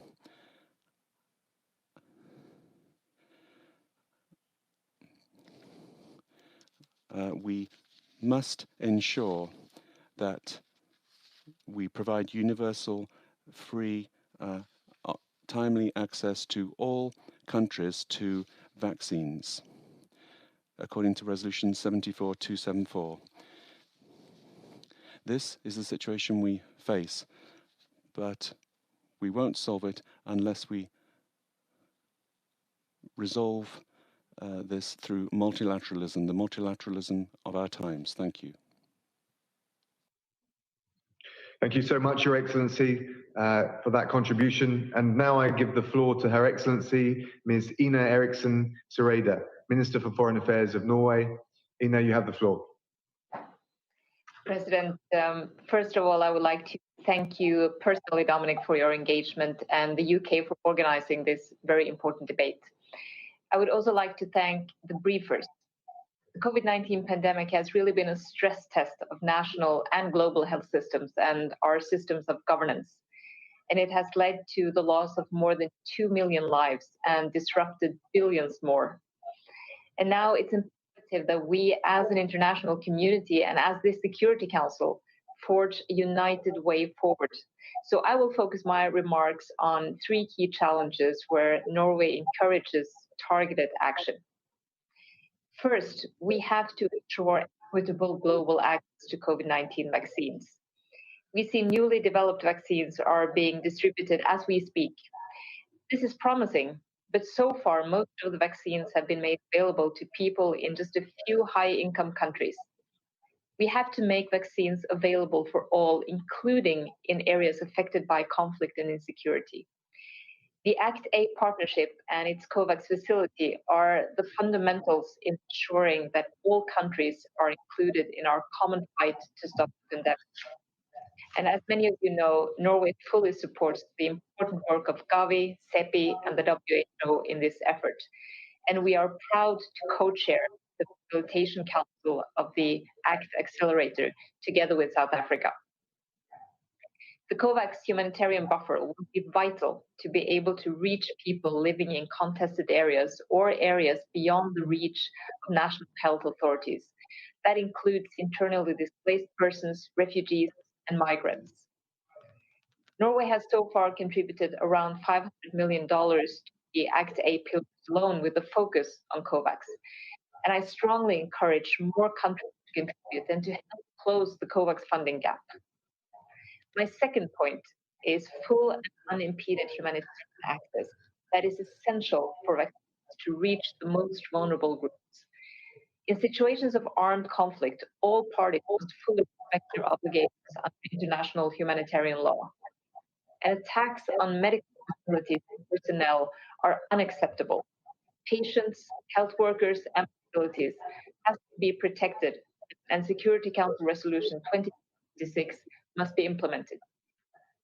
Women are being disproportionately affected, and they make up 70% of health and social care workers, and they are at the forefront of information dissemination to local communities.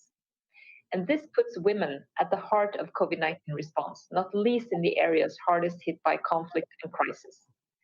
Norway relies on the WHO to lead and to coordinate the response to the crisis. Key humanitarian partners such as the WFP, UNHCR, UNICEF, WHO, and OCHA, they need flexible funding to respond to the many severe and rapidly changing consequences of the pandemic. And as for Norway, we have significantly increased our flexible humanitarian support. The Red Cross and Red Crescent societies play a crucial role in rolling out life-saving vaccination programs under these very challenging circumstances. My third point, hostilities must cease in order to allow vaccination to take place in conflict areas. We have to be ready to engage with all parties. In many conflict areas, civilians and combatants are living in territories controlled or contested by non-state armed groups. And reaching these populations may involve engaging with actors whose behavior we condemn. The successful dialogues with armed groups in Afghanistan, in Syria, and elsewhere to allow humanitarian access for polio and other health campaigns, they offer lessons for the rollout of COVID-19 vaccines. Norway will continue to support Secretary General Guterres' call for global ceasefire. We approach the parties in Colombia and the Philippines on the basis of Guterres' call. They deserve credit for implementing humanitarian ceasefires. Political commitments, clear parameters, transparency, and monitoring mechanisms are necessary, both to achieve ceasefire and to allow successful rollout of vaccines. President, dear Dominic, UN special representatives, envoys, and missions have adjusted their efforts to this changing reality. The UN system has shown its ability to respond quickly and effectively to the pandemic on several fronts. From Idlib to Gaza, from Menaka to Tigray, it is our duty as a Security Council to keep a close eye on these shifting dynamics, to coordinate efforts, and to facilitate full and unimpeded humanitarian access, as well as peaceful resolution of conflicts. We must call for concerted action across all pillars and institutions of the UN to secure the widest and most equitable distribution of COVID-19 vaccines. This is how we can ensure that no one is left behind. Thank you, Dominic. Thank you very much. I now turn to give the floor to His Excellency Mr. Simon Coveney, Minister for Foreign Affairs and Defence of Ireland. Simon, the floor is yours. Thanks, Dominic. Mr. President, I'd like to congratulate, first of all, the United Kingdom on its presidency of the Council, and also to thank you, Dominic, for convening this important debate. I'd also like to thank Secretary General Guterres and the briefers for their input and your contribution, Dominic, in your opening remarks, which I think have very much framed our deliberations today.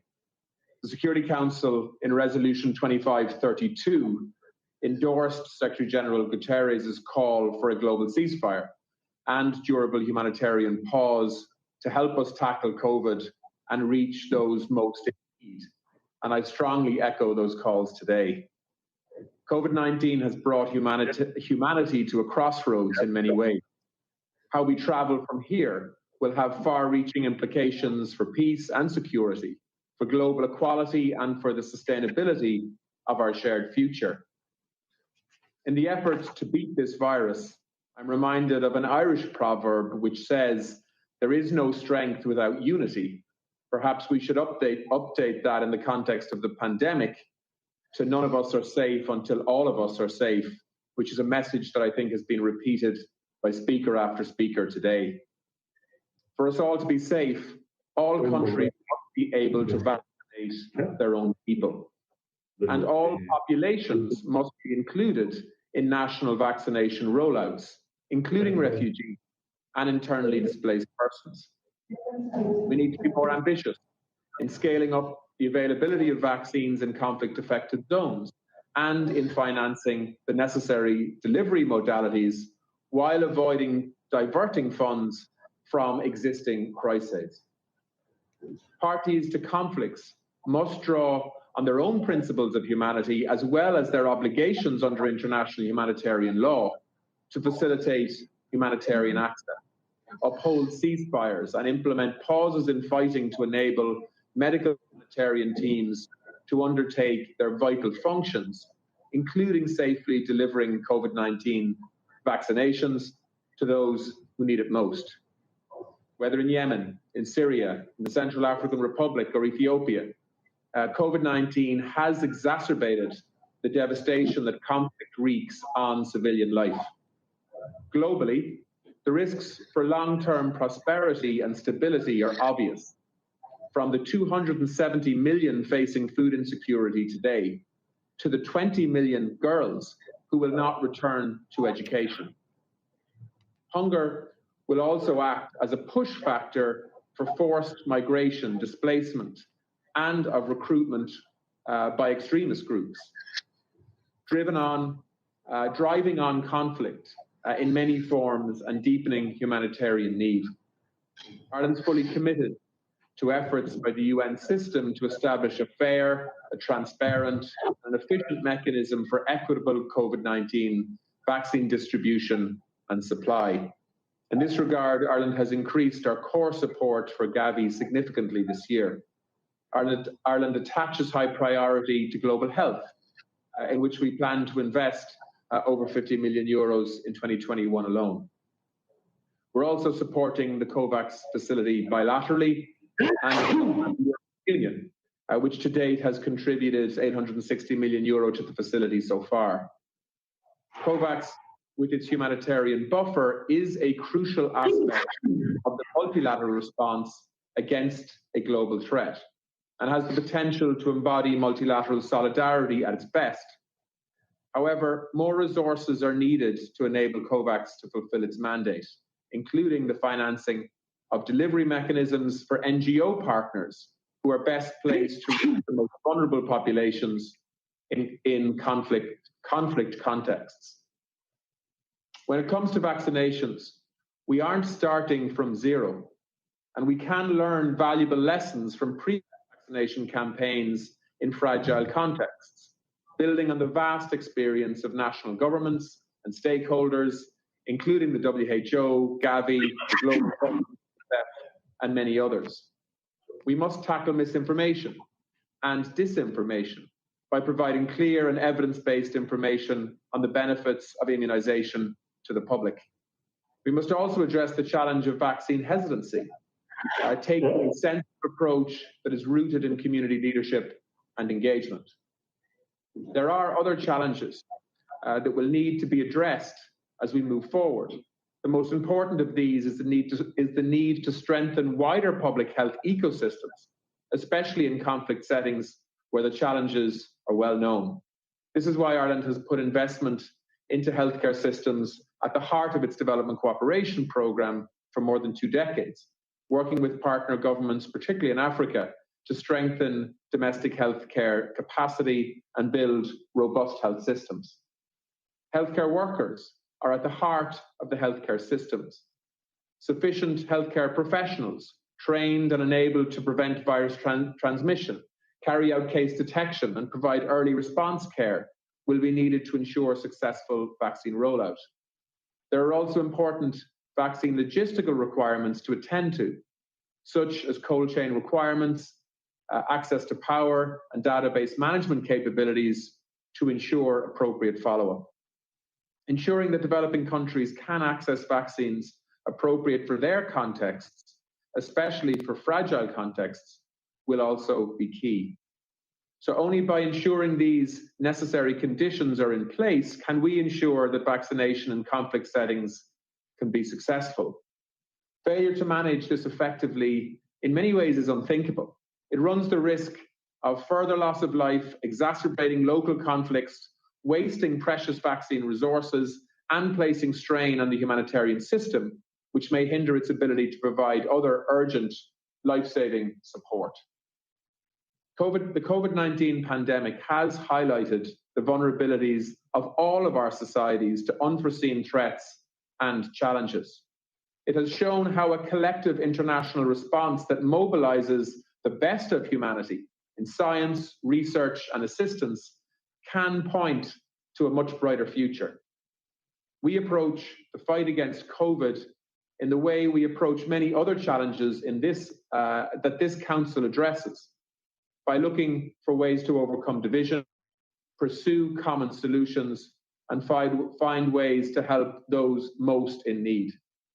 We will, of course, remain strongly supportive of all efforts by this Council to provide global leadership on this issue and others. Thank you, President. Thank you so much, Your Excellency. Thank you, Simon, for that contribution. And now I will turn to give the floor to His Excellency, Mr. Frank Riester, Minister Delegate for Foreign Trade and Economic Attractiveness for France. So you have the floor. Thank you very much, President of the Security Council. Ladies and gentlemen, ministers, at the outset, I would like to thank the United Kingdom for organising this meeting. I also thank Secretary General Henrietta Fore, Seth Berkley, and Jaishankar again for their presentations. The adoption on the 1st of July 2020 of Resolution 2532 upon the initiative of France and Tunisia was an important landmark in our mobilisation against the COVID-19 pandemic. We must continue these efforts. In this regard, I should like to recall that the cessation of hostilities is an indispensable condition to effectively combat the pandemic. Whilst there has been some progress, we have also seen that the situation remains very unstable in some countries. I would like to commend the remarkable work of the Blue Helmets in extremely difficult conditions. We must more than ever support peacekeeping operations. We must also think about how to include peacekeeping personnel in vaccination strategies. Safe and unimpeded humanitarian access is also necessary to facilitate the rollout of vaccination campaigns against COVID-19. The pandemic has been accompanied by an increase in attacks against humanitarian and medical personnel, which is unacceptable. The perpetrators of these crimes must be brought to justice. Today's meeting must also be an opportunity to highlight international solidarity in the global fight against the COVID-19 pandemic. This is a sine qua non for an effective response to the crisis. For France, the COVID-19 vaccination must be considered as a global public good so as to ensure universal, equitable access to this vaccine, as the international community reaffirmed during the last Global Health Assembly.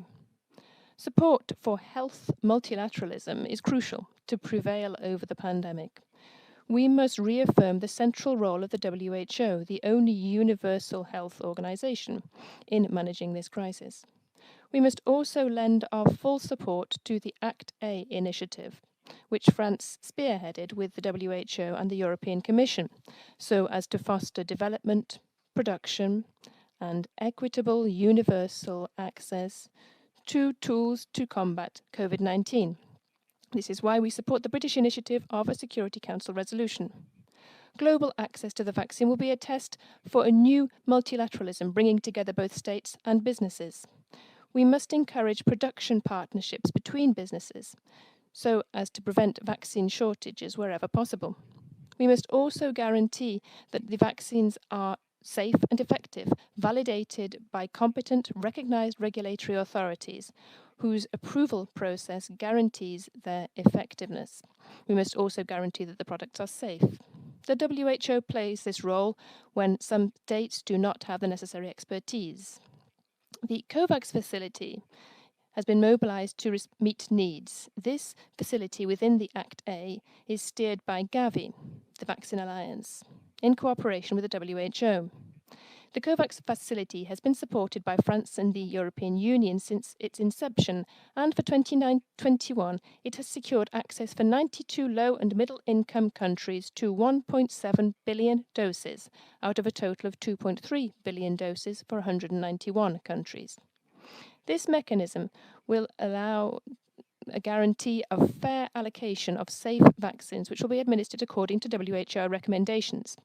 Access to the vaccine must happen upon the basis of a legitimate framework defined by the WHO and not according to the law of the jungle. This is why the European Union supports COVAX and is contributing €853 million to it. This issue of solidarity and equitable universal access is at the heart of the Charter for Equitable Access to COVID-19 Health Products, which France promotes and which was adopted by the members of the Act A Council on the 9th of February. The COVAX facility also takes into account the difficulties faced by conflict zones by securing doses within a humanitarian reserve. France also wishes to step up international solidarity in access to the COVID-19 vaccine by setting up a community mechanism of donated vaccines alongside its European Union partners. Finally, we must step up our efforts to bolster health systems in the most fragile states, particularly in Africa. Without resilient health systems, which allow us to maintain and improve effective access to high-quality health services, we cannot combat this virus. France is mobilized particularly through bilateral health aid, which it provides to African countries affected by the pandemic. More than ever, we must support the multilateral system with the United Nations at its forefront, so that the global response to the health crisis happens upon the basis of values which are at the heart of the international system: international solidarity, cooperation and responsibility. Thank you very much. Thank you so much, Your Excellency, Mr. Reister, for your statement. Can I now turn to give the floor to Her Excellency, Ms. Rachel Omamo, Cabinet Secretary for Foreign Affairs for Kenya. The floor is yours, Cabinet Secretary. Thank you. Thank you very much. Excellencies, may I immediately begin by congratulating Dominic on the assumption of the United Kingdom to the presidency for the month of February. I also commend you for including in your program of work this timely briefing that affords us the opportunity to consider the role of this Council and the United Nations at large in ensuring equitable, affordable, and timely access to COVID-19 vaccines, particularly in contexts affected by conflict and security. Our appreciation also goes out to the Secretary General and to our very competent briefers. Mr. President, the COVID-19 pandemic has thrust upon the world an unprecedented health, socio-economic, and security challenge that continues to unfold. Implications of the pandemic are particularly serious for the African continent, in which a number of zones of fragility and conflict exist, and where other pervasive health challenges, such as HIV/AIDS, malaria, Ebola, continue to plague our populations. The COVID-19 pandemic has strained humanitarian aid flows, exposed vulnerable groups such as women and children in conflict areas to further risks. It has eroded peace-building initiatives and threatens to reverse critical development gains made by countries in transition or those undergoing post-conflict reconstruction. Indeed, the COVID-19 pandemic is more than a health crisis. It is an existential challenge to global human and economic development and an acute threat to global peace and security. The pandemic therefore demands that this Council leads the way in articulating a human security-based approach to the vexing issues surrounding equitable access to coronavirus vaccines. A new urgency is required to mobilize global responsibility and action to protect lives. I salute the immense efforts made by the international community in the development of COVID-19 vaccines. However, this optimism is threatened by significant realities which perpetuate inequality and exclusion in our world. These include the prohibitive costs of vaccines, limited vaccine supplies and manufacturing deficiencies, increased export restrictions on vaccines and their ingredients, the emergence of viral mutations, and the erosion of global solidarity through the hoarding of vaccines, together with vaccine nationalism and opaque bilateral vaccines deals. My delegation therefore welcomes the role of COVAX, this facility that is multilateral in nature and which facilitates the rapid and fair distribution of coronavirus vaccines.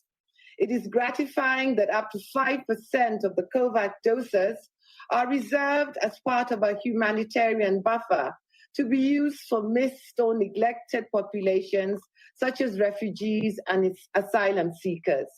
We would urge the extension of this element of the facility to populations affected by conflict and insecurity. To further facilitate equitable and timely access to vaccines, which we view as a global public good, there is an urgent need to democratize and scale up local production and manufacturing capability, especially on the African continent, through partnerships, technology transfer, and the suspension of barriers related to intellectual property.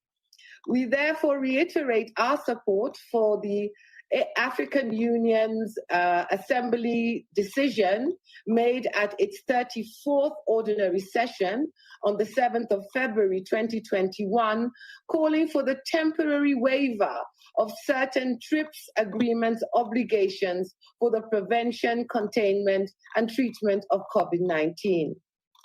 Mr. President, along with these proposals and with a view to facilitating vaccine delivery in fragile and conflict-affected regions, we believe that the Security Council should, first, renew its demand under Resolution 2532 for a general and immediate cessation of hostilities in all situations on its agenda and call upon all parties in armed conflicts to engage immediately in a durable humanitarian pause. Second, incorporate humanitarian curve-outs in its sanctions regime for this purpose.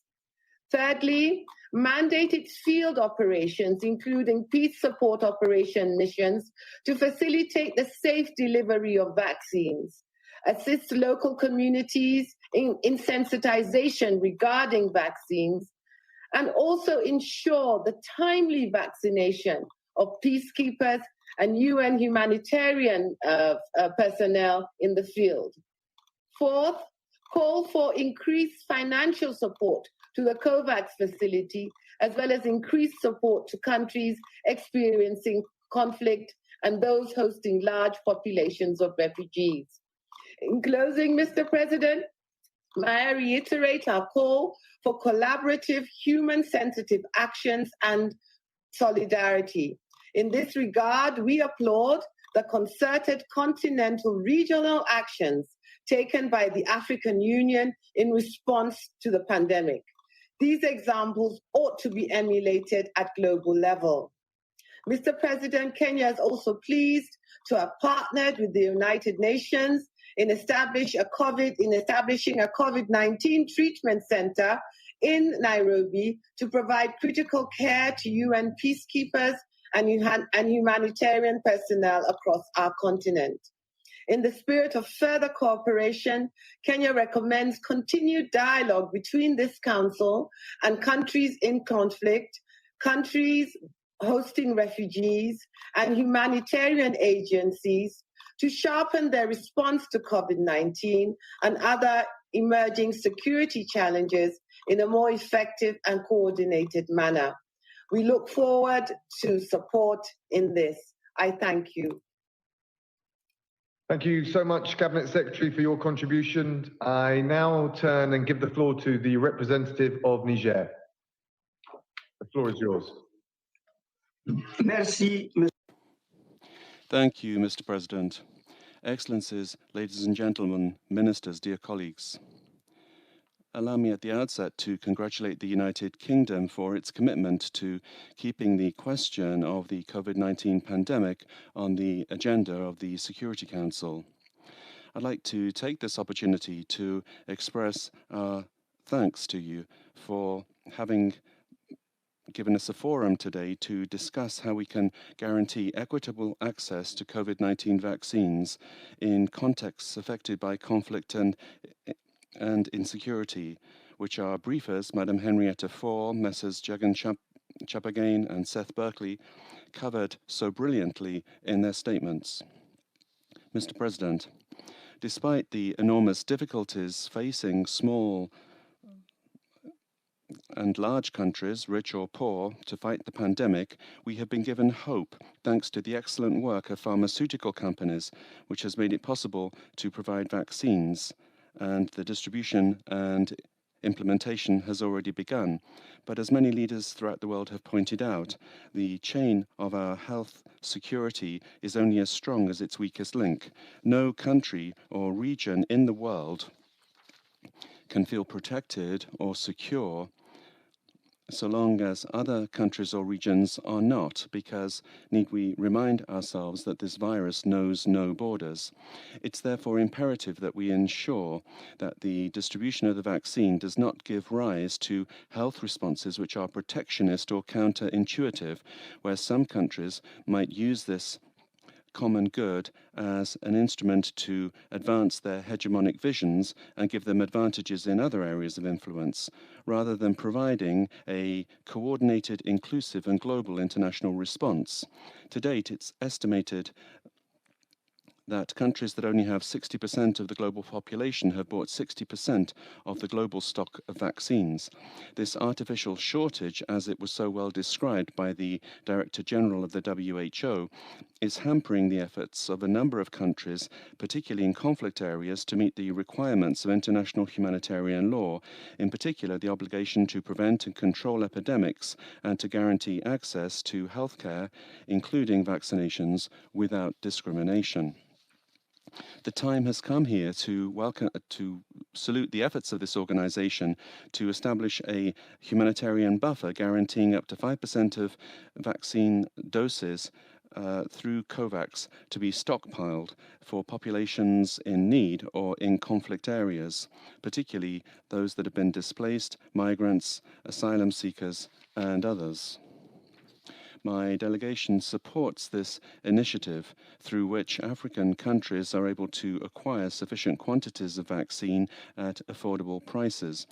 Mr. President, notwithstanding the efforts of the heads of state and government of the African Union through the establishment of a process for the supply of vaccines thanks to the COVAX facility, which is based on initiatives already taken by member states and by the international community, nevertheless, still a lot remains to be done to guarantee complete access to the vaccine for vulnerable populations in conflict and fragile contexts. In order for this access to be effective, the time has come to put genuine human solidarity into practice. Mr. President, guaranteeing that those living in conflict and fragile contexts receive the COVID-19 vaccine and are not left to their own devices through national or international vaccination programs requires us to overcome the main obstacles to the provision of vaccines in these countries via adequate preparation. The Council, and together with it the international community, must resolutely commit themselves to fighting this pandemic, which constitutes a genuine threat to international peace and security. We should also harness the experience gained by a number of countries, particularly in the fight against the Ebola virus. In this regard, the establishment of strong measures to ensure the availability of essential medical supplies, including lab material, PPE, and tests, is a tribute to the experience that those countries and over and above them the international community have gained from the Ebola crisis. No one can doubt the support of WHO and Gavi and other partners already committed. They will work to ensure the implementation of even more effective vaccination strategies. It's also very important to pay attention to awareness campaigns undertaken by governments in order to create a climate of confidence and overcome mistrust with regard to vaccines. In this regard, the involvement of young people and women, the private sector, civil society, and traditional and religious leaders in the design and preparation of communication strategies is more necessary than ever. In conclusion, I would like to affirm that today is not the time for words, it's the time for action, to honor the memory of all of our loved ones taken from us tragically in their millions by this terrible pandemic, so that, as Albert Camus said in his novel The Plague, we may learn that it is at times of pestilence that there are more things to admire in men than there are to despise. I thank you, Mr. President. Thank you so much for your contribution and the interlude to Albert Camus. I will now give the floor to the representative of the Russian Federation. Over to you, sir. Благодарю вас, господин председатель. Thank you, Mr. President. Thank you, Mr. President. We'd like to thank the briefers for the information they provided. We're grateful to the UK presidency for organizing the meeting today on the issues which have to do with combating the coronavirus pandemic. One of the key elements of this fight is ensuring there is equitable and universal access to the vaccine against COVID-19. And for this, we need to have a portfolio of effective and safe medications. We need to help the interested member states in supplying the vaccines to those who need them. In our view, most of these issues is something that falls within the remit of specialized UN agencies, first and foremost the WHO, the General Assembly, and the ECOSOC. It is our view that a generalized discussion on this topic is something that is outside of the framework of the Security Council competency. Nonetheless, we stand ready to discuss the implementation of the Security Council Resolution 2532 within the context of that which the Council deals with. Mr. President, the COVID-19 pandemic has become a severe test for all of us. And it showed that it is impossible to ensure epidemiological well-being in one individual country. And it also showed, therefore, how important it is to collectively pool efforts at the international level. In this context, Russia supports the central role of WHO as the multilateral mechanism to coordinate the reaction to the emergency health situation whilst respecting the sovereignty of its member states. Unfortunately, the global pandemic outbreak did not spare those countries which are in a conflict situation. And for them, the epidemic could worsen the already very serious humanitarian consequences of those. In turn, the fighting impedes the effective conduct of work to combat the epidemic. It represents a threat for the medical infrastructure, and it also diverts government resources from healthcare needs. And that is why Russia was amongst the first to support the Secretary General appeal for a universal ceasefire, and we continue underscoring the need to have a humanitarian pause in conflict areas. We, once again, here would like to underscore that in line with 2532, these measures do not apply to operations against internationally recognized terrorist groups, the groups which are only trying to benefit from the current situation so that to obtain advantages on the ground. We are also convinced that the risk of a worsening humanitarian situation in a conflict situation against the background of COVID-19 should be considered in close linkage to the specific country topics on the Security Council agenda.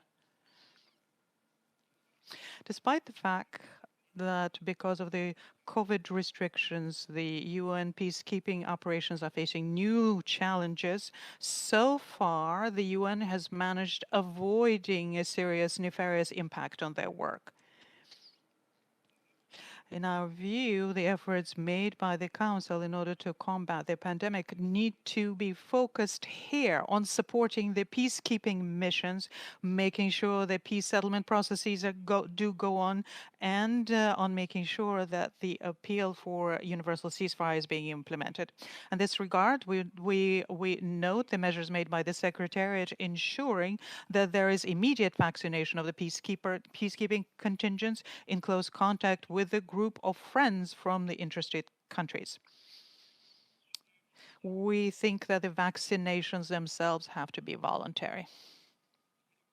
Mr. President, we must remind here that Security Council Resolution 2532 inter alia expresses this support to the appeal launched by the Secretary General to lift the illegal unilateral sanctions which undermine the capacity of impacted countries, especially developing countries, their ability to counter the pandemic and to ensure the socioeconomic recovery from its consequences.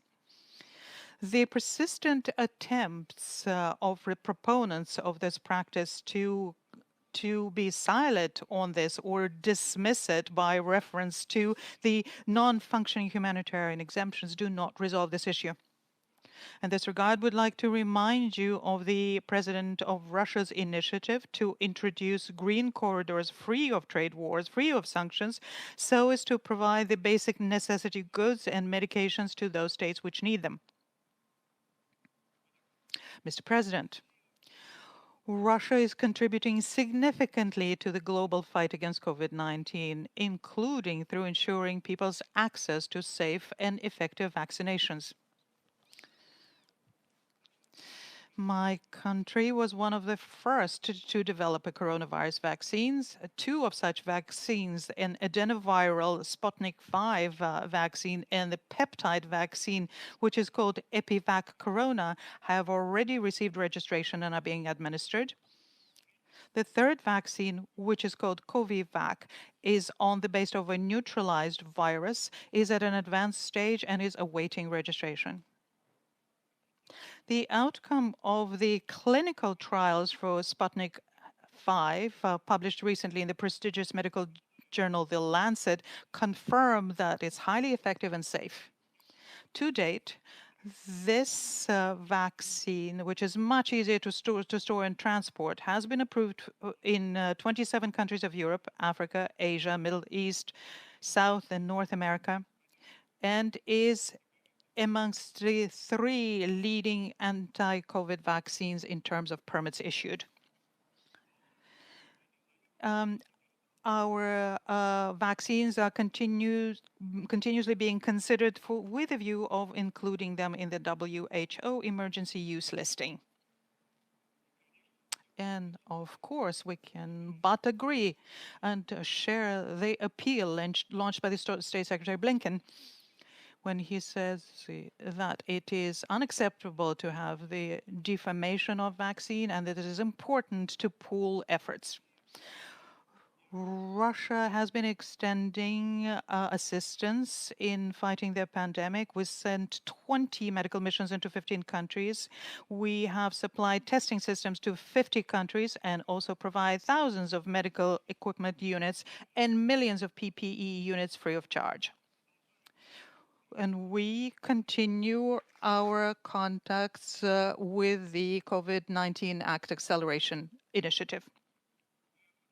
We are open for cooperation with interested partners, so increase access to vaccines, medications, and PPE by local manufacturing. And we also stand ready for other kinds of international interactions so as to jointly combat the pandemic.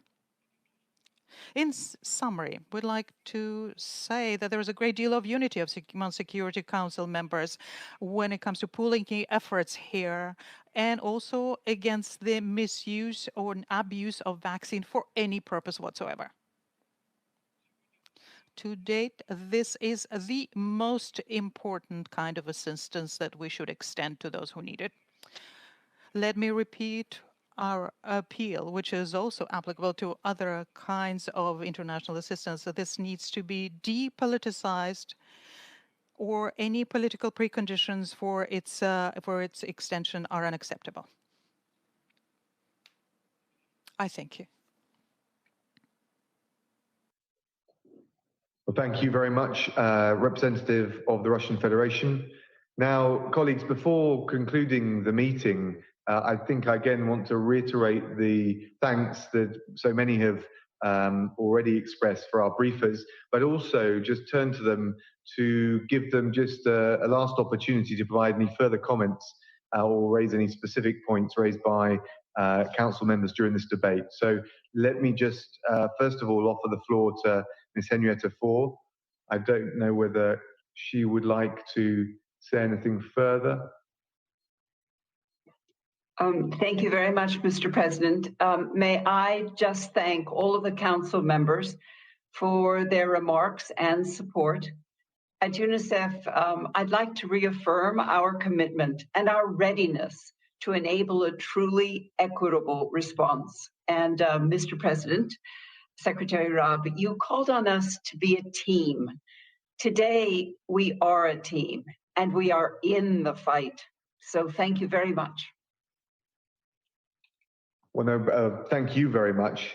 Now let me also turn to give the floor one last time to Mr. Jagan Chapgayan. Would you like to say anything further, sir? Yes, thank you. Thank you, Mr. Raab, and thank you for this opportunity. Also on behalf of the 14 million Red Cross volunteers who are actually in the front line, really supporting this pandemic, but also many other humanitarian crises. I think they would be very happy that their voice was heard by the Security Council today. What we say here today really matters. What we do after today matters. Our ability to respond effectively to this pandemic and indeed to future health emergencies relies heavily on how much we are trusted as member states and also as humanitarian groups. We will be trusted if we consistently demonstrate our willingness to listen and beyond that to act on what we learn. We need to counteract the voices of cynicism and misinformation that are too often dominating community discussion about COVID-19. We also need to deliver on the promise we have all made to ensure equity in the distribution of COVID-19 vaccine, and I join Henrietta in reaffirming that commitment. I think people see this, if we are meeting those commitments or not. they recognize the inherent unfairness, and they will judge us unless we deliver on the fairness that they need, and that coincidentally is the only means of effectively ending this pandemic. Finally, let me again recognize the tremendous courage and dedication of all frontline healthcare workers, including the millions of volunteers who have given of themselves to support our collective efforts. Let's celebrate them by ensuring that they are safe and protected. They must not be left to deal with the often violent consequences of the mistrust and inequity that has too often defined this pandemic. Thank you, Mr. President. Thank you so much. Now let me offer Dr. Barkley the opportunity for any further reflections. So I'd like to join my fellow panelists and congratulate President Raab and the UK for this first ever Security Council briefing on vaccines. Extraordinary. And I think we as a world have to celebrate the amazing science. The world came together 326 days from the publishing of the genome to the first approved product. And so I think this is miraculous. I was so happy to hear the consensus on the importance of global equitable access, including in humanitarian setting, by every speaker. I also was pleased to hear about the new level of multilateralism required, even a new multilateralism.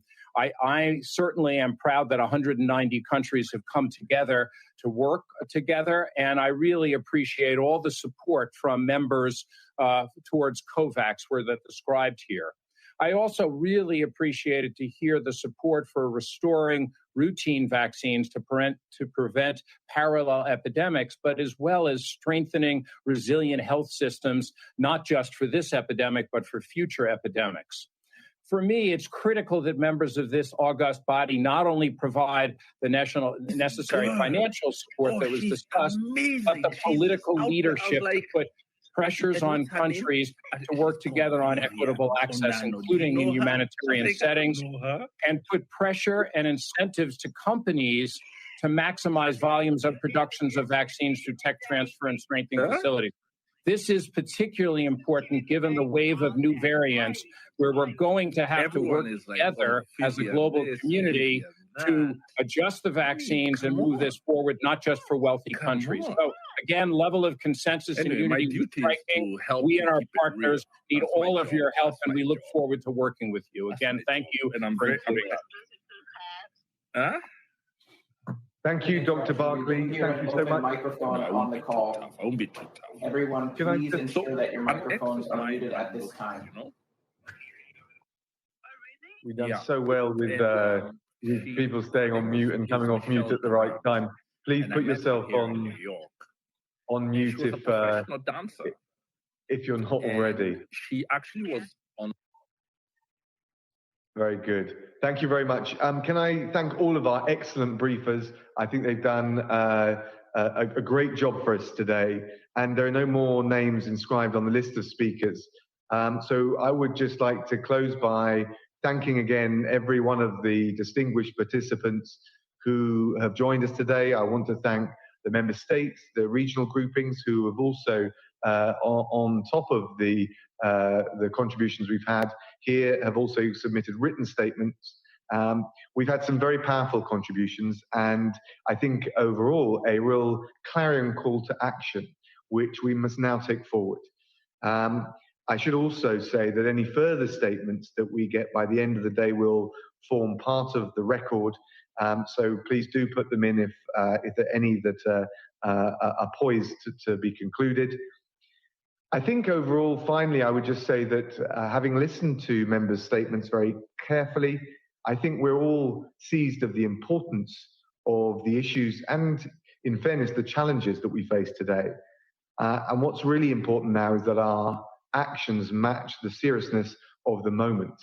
So I'm looking forward very much to working with all of you to deliver on this, to pass this resolution and to take all of the other necessary steps that we need to take to make sure that no one is left behind as we come out of this pandemic. I think that the world rightly looks to the United Nations at moments like this, and we must deliver. The UK will play its full part, its full role in that effort, but I think we're all clear that this is going to be a team effort. So again, thank you all so much for your contributions, and I look forward to working with you in the weeks and months ahead. The meeting is adjourned.